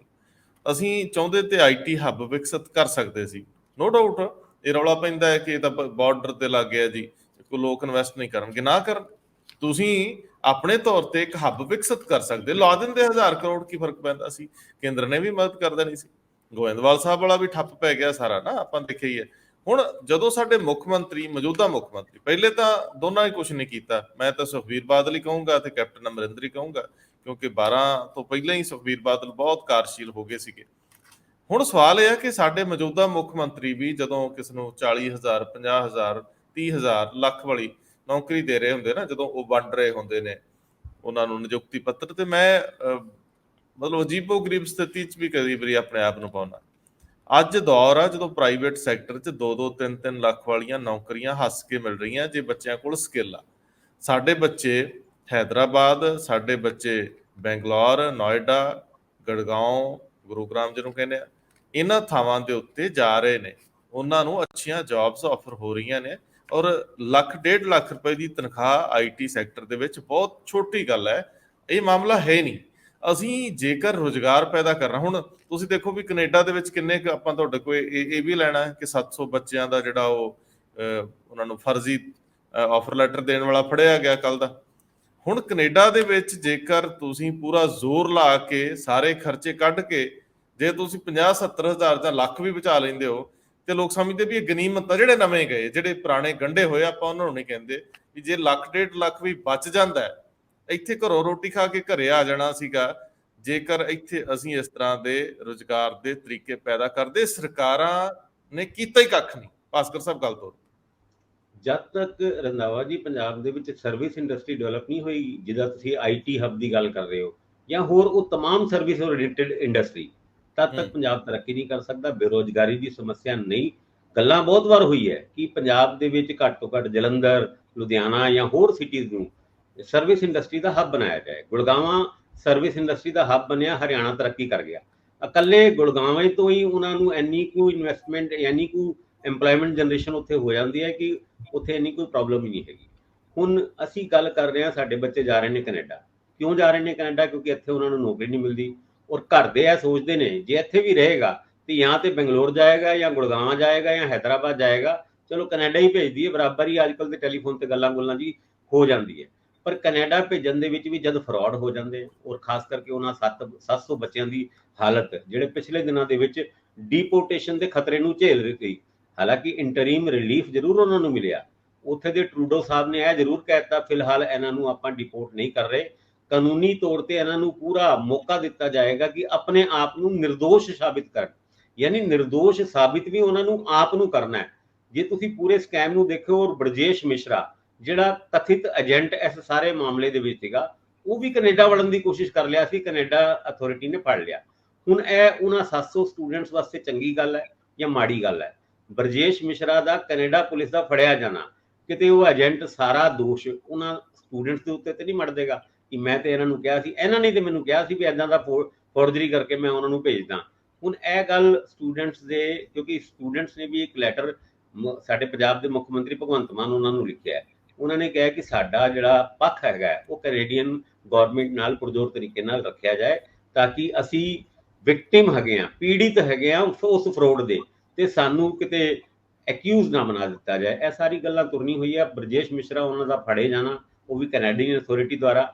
ਔਰ ਹੁਣ ਇੱਕ ਨਵੀਂ ਸ਼ਰਤ, ਜਿਹੜੇ ਸਟੂਡੈਂਟਸ ਕੈਨੇਡਾ ਜਾ ਰਹੇ ਨੇ ਉਸ ਫਾਰਮ ਦੇ ਵਿੱਚ ਲਿਖਿਆ ਜਾ ਰਿਹਾ ਕਿ ਤੁਸੀਂ ਕੈਨੇਡੀਅਨ ਕਾਨੂੰਨ ਨੂੰ ਚੰਗੇ ਤਰੀਕੇ ਨਾਲ ਪੜ੍ਹ ਲਿਆ, ਔਰ ਅੱਗੇ ਚੱਲ ਕੇ ਤੁਸੀਂ ਕਿਸੇ ਵੀ ਕੈਨੇਡੀਅਨ ਕਾਨੂੰਨ ਨੂੰ ਨਹੀਂ ਤੋੜੋਗੇ। ਇਹ ਸਟੂਡੈਂਟ ਲਿਖ ਕੇ ਦੇਗਾ ਇੱਥੇ, ਤਾਂ ਜਾ ਕੇ ਉਹਦੀ ਐਂਟਰੀ ਜਾਂ ਵੀਜ਼ਾ ਉੱਥੇ ਕੈਨੇਡਾ ਦਾ ਮਿਲੇਗਾ। ਹੁਣ ਵਿਚਾਰੇ ਉਹ 700 ਸਟੂਡੈਂਟਸ ਵਿਕਟਿਮ ਨੇ, ਉਹ ਆਪਣੇ ਆਪ ਨੂੰ ਕਿੱਦਾਂ ਪ੍ਰੂਵ ਕਰ ਪਾਉਣਗੇ ਬਤੌਰ ਵਿਕਟਿਮ? ਇਸ ਵਾਸਤੇ ਉਹ ਵੱਖ-ਵੱਖ ਸਰਕਾਰਾਂ ਦੇ ਸਾਹਮਣੇ ਗੁਹਾਰ ਤੇ ਲਾ ਰਹੇ ਨੇ। ਪਰ ਬਰਜੇਸ਼ ਮਿਸ਼ਰਾ ਦੇ ਫੜੇ ਜਾਣ ਨਾਲ ਕੀ ਉਹਨਾਂ ਨੂੰ ਨੁਕਸਾਨ ਹੋਏਗਾ ਜਾਂ ਕੋਈ ਫਾਇਦਾ ਹੋਏਗਾ, ਇਹ ਆਉਣ ਵਾਲੇ ਟਾਈਮ ਵਿੱਚ ਪਤਾ ਲੱਗੇਗਾ। ਪਰ ਹਾਂ, ਸਟੂਡੈਂਟਸ ਦਾ ਹਾਲ ਬੜਾ ਮਾੜਾ ਅੱਜ ਦੀ ਡੇਟ ਵਿੱਚ ਕੈਨੇਡਾ ਦੇ ਵਿੱਚ, ਨੌਕਰੀਆਂ ਨਹੀਂ ਮਿਲ ਰਹੀਆਂ, ਇਹ ਗੱਲ ਸਾਹਮਣੇ ਜ਼ਰੂਰ ਆ ਰਹੀ ਹੈ। ਔਰ ਬਹੁਤ ਸਾਰੇ ਸਟੂਡੈਂਟਸ ਉੱਥੇ ਵੀਡੀਓ ਪਾ ਕੇ ਇਹ ਗੱਲ ਕਹਿ ਵੀ ਰਹੇ ਨੇ ਵੀ ਨਾ ਉਹ ਕੈਨੇਡਾ, ਇੱਥੇ ਬਹੁਤ ਬੁਰਾ ਹਾਲ ਹੈ, ਬਹੁਤ ਮਾੜਾ ਹਾਲ ਹੈ। ਹੁਣ ਕੈਨੇਡੀ ਅਗਰ ਸਾਡੀ ਪੰਜਾਬ ਦੀ ਸਰਕਾਰ ਸਰਵਿਸ ਇੰਡਸਟਰੀ ਨੂੰ ਡਿਵੈਲਪ ਕਰ ਦੇ ਤੇ ਹਾਲਾਤ ਸੁਧਰ ਸਕਦੇ। ਹਾਂ, ਇਹ ਹੈ ਕਿ ਜਦੋਂ ਹੁਣ ਬਰਜੇਸ਼ ਮਿਸ਼ਰਾ ਨੂੰ ਇੰਦਰਪ੍ਰੀਤ ਜੀ ਫੜ ਲਿਆ ਗਿਆ, ਤੁਸੀਂ ਆਪਣੀ ਗੱਲ ਰੱਖਿਓ ਕਿ ਜਦੋਂ ਉਹਨੂੰ ਫੜ ਲਿਆ ਗਿਆ ਤੇ ਉਹ ਸ਼ਰਨ ਲਈ ਜਾ ਕੇ ਐਪਲੀਕੇਸ਼ਨ ਨਾ ਦੇ ਦੇ ਕਿ ਮੈਂ ਤੇ ਆ ਹੀ ਇਸੇ ਕਰਕੇ ਰਿਹਾ ਸੀ ਕਿ ਭਾਰਤ ਵਿੱਚ ਮੈਨੂੰ ਪੰਜਾਬ ਦੇ ਵਿੱਚ ਬਹੁਤ ਹੀ ਖਤਰਾ ਸੀ ਤੇ ਮੈਨੂੰ ਝੂਠੇ ਕੇਸ 'ਚ ਫਸਾਤਾ ਜਾਣਾ ਸੀ। ਮੈਂ ਤੁਹਾਡੇ ਕੋਲ ਆ ਗਿਆ, ਤੁਸੀਂ ਹੁਣ ਇਹਦੀ ਇਨਵੈਸਟੀਗੇਸ਼ਨ ਕਰੋ ਵੀ ਮੈਂ ਗਲਤ ਕਿੱਥੇ ਆ। ਮੈਂ ਕਿਹੜਾ ਕਿਸੇ ਦੇ ਘਰ ਗਿਆ ਸੀ, ਮੇਰੇ ਕੋਲ ਹੀ ਲੋਕ ਆਏ ਸੀ ਤੇ ਮੈਂ ਫੇਕ ਬਣਾਈ ਨਹੀਂ। ਇਸ ਗੱਲ ਦਾ ਸਬੂਤ ਕੌਣ ਦੇਊਗਾ ਕਿ ਉਹਨੇ ਫੇਕ ਦਸਤਾਵੇਜ਼ ਉਹਨੇ ਬਣਾਏ ਆ? ਤਾਂ ਜਦੋਂ ਹੁਣ ਚਲੇ ਹੀ ਉਹਨਾਂ ਕੋਲ ਗਿਆ ਤੇ ਖਾਲੀ ਹੱਥੀ ਚਲੇ ਗਿਆ, ਤੇ ਕੈਨੇਡਾ ਪੁਲਿਸ ਇੱਥੇ ਕਿੱਦਾਂ ਜਾਂਚ ਕਰਨ ਆਊਗੀ? ਪੰਜਾਬ ਪੁਲਿਸ ਨੂੰ ਕਹੂਗੀ ਵੀ ਇਹਦੇ ਕੰਪਿਊਟਰ ਚੈੱਕ ਕਰੋ ਜੀ। ਰੰਧਾਵਾ ਸਾਹਿਬ, ਜਿਹੜੀ ਭਾਸਕਰ ਸਾਹਿਬ ਨੇ ਜਾਂ ਤੁਸੀਂ ਦੋਨਾਂ ਨੇ ਜਿਹੜੀ ਗੱਲ ਕੀਤੀ ਸੀਗੀ, ਮੈਨੂੰ ਲੱਗਦਾ ਕਿ ਜਿਹੜੀ ਇਕਨੋਮੀ ਜਿਹੜਾ ਇੱਕ ਉਹ ਹੈਗਾ ਸੈਕਟਰ, ਇਹਦੇ ਵਿੱਚ ਸਾਰੀਆਂ ਪੋਲੀਟੀਕਲ ਪਾਰਟੀਆਂ ਨੂੰ ਜਦ ਤੱਕ ਇੱਥੇ ਪੋਲਿਟਿਕਸ ਨਹੀਂ ਕਰਨਗੀਆਂ ਤਾਂ ਤੱਕ ਮੈਨੂੰ ਨਹੀਂ ਲੱਗਦਾ ਕਿ ਪੰਜਾਬ ਕੋਈ ਤਰੱਕੀ ਦੇ ਉਸ 'ਚ ਚਲਾ ਜਾ ਸਕਦਾ। ਤੁਸੀਂ ਅਗਰ ਆਪਾਂ ਕੰਪੈਰੀਜ਼ਨ ਹਰਿਆਣੇ ਨਾਲ ਕਰਦੇ ਹਾਂ, ਤੁਸੀਂ ਦੇਖੋ ਉੱਥੇ ਸਰਕਾਰ ਜਿਹੜੀ ਮਰਜ਼ੀ ਆਏ, ਚਾਹੇ ਉਹ ਹੁੱਡਾ ਸਾਹਿਬ ਦੀ ਆ ਜਾਏ, ਉਹ ਵੀ 10 ਸਾਲ ਰਹਿ ਕੇ ਗਏ ਨੇ, ਉਦੋਂ ਬਾਅਦ ਚੌਟਾਲਾ ਸਾਹਿਬ ਵੀ 10 ਸਾਲ ਰਹਿ ਕੇ ਗਏ ਨੇ, ਉਦੋਂ ਪਹਿਲਾਂ ਉਹ 5 ਸਾਲ ਰਹਿ ਕੇ ਗਏ ਨੇ, ਫਿਰ ਇਹ ਹੁਣ ਲਗਭਗ 10 ਸਾਲ ਹੋ ਗਏ। ਤੁਸੀਂ ਦੇਖੋ ਉਹਨਾਂ ਦੀ ਜਿਹੜੀ ਇਕਨੋਮੀ ਹੈ, ਅਗਰ ਉਹਨਾਂ ਨੇ ਜਿਹੜੀ ਕੋਈ ਪਲੈਨਿੰਗਸ ਕੀਤੀਆਂ ਨੇ ਆਪਣੀ ਸਟੇਟ ਵਾਸਤੇ, ਉਹ ਉਸ ਤੇ ਕੋਈ ਕੰਪਰੋਮਾਈਜ਼ ਨਹੀਂ ਹੋ ਰਿਹਾ, ਉਹ ਸਾਰੀਆਂ ਐਟ ਪਾਰ ਹੀ ਚੱਲ ਰਹੀਆਂ ਨੇ, ਸਾਰੀਆਂ ਦੇ ਉੱਤੇ ਕੋਈ ਉਹ ਨਹੀਂ। ਹੁਣ ਅਸੀਂ ਗੱਲ ਕਰੀਏ ਪੰਜਾਬ ਦੀ, ਠੀਕ ਹੈ, 2007 ਦੇ ਵਿੱਚ ਜਦੋਂ 2006 ਚ ਜਦੋਂ ਕੈਪਟਨ ਅਮਰਿੰਦਰ ਸਿੰਘ ਹੋਣਾ ਨੇ, ਤੁਹਾਨੂੰ ਯਾਦ ਹੋਊਗਾ, ਇੱਕ ਮੈਗਾ ਪ੍ਰੋਜੈਕਟਸ ਦੀ ਇੱਕ ਸਕੀਮ ਲੈ ਕੇ ਆਏ ਸੀਗੇ ਕਿ ਅਸੀਂ ਬਹੁਤ ਸਾਰੇ ਇਨਸੈਂਟਿਵਸ ਦੇਵਾਂਗੇ। ਬਹੁਤ ਕ੍ਰਿਟੀਸਾਈਜ਼ ਕੀਤਾ ਉਦੋਂ ਜਿਹੜੀ ਸਾਡੀਆਂ ਦੂਜੀ ਪੋਲੀਟੀਕਲ ਪਾਰਟੀਆਂ ਨੇ। ਬਹੁਤ ਇਸ ਨੂੰ ਇਹ ਸਾਡੇ ਸਭ ਤੋਂ ਵੱਡੀ ਦਿੱਕਤ ਇਹ ਹੈ ਕਿ ਅਸੀਂ ਕ੍ਰਿਟੀਸਾਈਜ਼ ਕਰਨ ਲਈ ਔਰ ਫਿਰ ਉਹਨਾਂ ਪ੍ਰੋਜੈਕਟਾਂ ਨੂੰ ਰੋਕਣ ਲਈ 1 ਮਿੰਟ ਵੀ ਨਹੀਂ ਲਗਾਉਂਦੇ। ਇਸੇ ਤਰ੍ਹਾਂ ਹੀ ਜਦੋਂ 2007 ਦੇ ਵਿੱਚ ਅਕਾਲੀ ਦਲ ਆਇਆ, ਤੁਸੀਂ ਦੇਖੋ ਸਾਡੇ ਬਿਜਲੀ ਨੂੰ ਲੈ ਕੇ ਜੋ ਅੱਜ ਹਾਲ ਹੋਇਆ ਪਿਆ, ਇਸ ਤੋਂ ਵੀ ਜ਼ਿਆਦਾ ਕਿਤੇ ਮਾੜਾ ਹਾਲ ਸੀ। ਮੈਨੂੰ ਯਾਦ ਆ ਉਦੋਂ ਸੁਰੇਸ਼ ਕੁਮਾਰ ਜੀ ਬਿਜਲੀ ਦੇ ਸੈਕਟਰੀ ਹੁੰਦੇ ਸੀਗੇ, ਤਾਂ ਉਹਨਾਂ ਨੇ ਇੱਕ SOP ਕੱਢਿਆ ਸੀਗਾ ਵੀ ਇੰਨੇ ਦਿਨ ਤੁਸੀਂ ਉਹ ਇੰਨੇ ਘੰਟੇ ਤੁਸੀਂ ਉਹ ਏਸੀ ਨਹੀਂ ਚਲਾ ਸਕੋਗੇ, ਰਾਤੀ ਗਲੋ ਸਾਈਨ ਨਹੀਂ ਚੱਲਣਗੇ, ਸਭ ਕੁਝ ਕਿੰਨੀਆਂ ਤਰ੍ਹਾਂ ਦੀਆਂ ਮਤਲਬ ਰਿਸਟ੍ਰਿਕਸ਼ਨ ਸਾਡੇ ਤੇ ਲਗਾਈਆਂ ਸੀ, ਕਿਉਂਕਿ ਸਾਡੇ ਕੋਲ ਪੈਸਾ ਨਹੀਂ ਸੀ। ਅਸੀਂ ਪੈਸਾ ਮਤਲਬ ਪ੍ਰਾਈਵੇਟ ਸੈਕਟਰ ਤੋਂ ਇਨਵੈਸਟ ਕਰਕੇ ਇੱਥੇ ਇੱਕ ਬਿਜਲੀ ਦਾ ਸੈਕਟਰ ਖੜਾ ਕੀਤਾ। ਫਿਰ ਰੋਡ ਇਨਫਰਾਸਟ੍ਰਕਚਰ ਵੀ ਬਣਾਇਆ, ਬਹੁਤ ਕੋਸ਼ਿਸ਼ ਹੋਈ ਅਕਾਲੀ ਸਰਕਾਰ 'ਚ ਕਿ ਵੀ ਦੂਜੇ ਵੀ ਆਣ, ਪਰ ਇੱਕ ਸਾਡੀ ਜਿਹੜੀ ਮਾਨਸਿਕਤਾ ਹਮੇਸ਼ਾ ਦਿੱਲੀ ਨਾਲ ਲੜਨ ਦੀ ਹੈ ਨਾ, ਇਹਦਾ ਵੀ ਸਾਨੂੰ ਬਹੁਤ ਲਾਸ ਹੁੰਦਾ। ਤੁਸੀਂ ਅੰਮ੍ਰਿਤਸਰ ਦੀ ਗੱਲ ਕਰ ਰਹੇ ਸੀ, ਅੰਮ੍ਰਿਤਸਰ ਤੇ ਚੰਡੀਗੜ੍ਹ ਤੁਸੀਂ ਦੇਖੋ, ਅਗਰ ਅਸੀਂ ਇਹ ਦੋ ਜਿਹੜੇ ਅਸੀਂ ਇੰਟਰਨੈਸ਼ਨਲ 에ਅਰਪੋਰਟ ਬਣਾਏ ਨੇ, ਪਰ ਸਾਡਾ ਮੈਕਸਿਮਮ ਜਿਹੜਾ ਸਟੂਡੈਂਟ ਹੈ ਜਾਂ ਜਿਹੜਾ ਦੂਜਾ ਹੈ ਉਹ ਜਾ ਰਿਹਾ ਦਿੱਲੀ ਤੋਂ ਫਲਾਈਟਾਂ ਫੜ ਰਹੀ।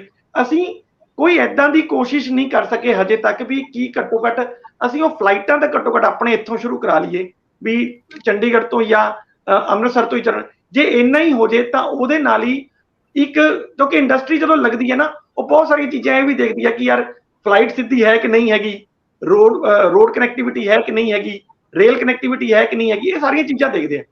ਸਾਡੇ ਕੋਲ ਰੋਡ ਔਰ ਰੇਲ ਦੋਨੋਂ ਹੈ, ਲੇਕਿਨ ਜਿਹੜਾ ਇੰਟਰਨੈਸ਼ਨਲ ਸਤਰ ਤੇ ਸਾਡਾ ਇੱਥੇ ਮਤਲਬ ਇਨਵੈਸਟਮੈਂਟ ਹੋਣੀ ਹੈ, ਉਹ ਮੈਨੂੰ ਲੱਗਦਾ ਹੈ 에ਅਰਪੋਰਟਸ ਕਰਕੇ ਹੋਣੀ ਹੈ।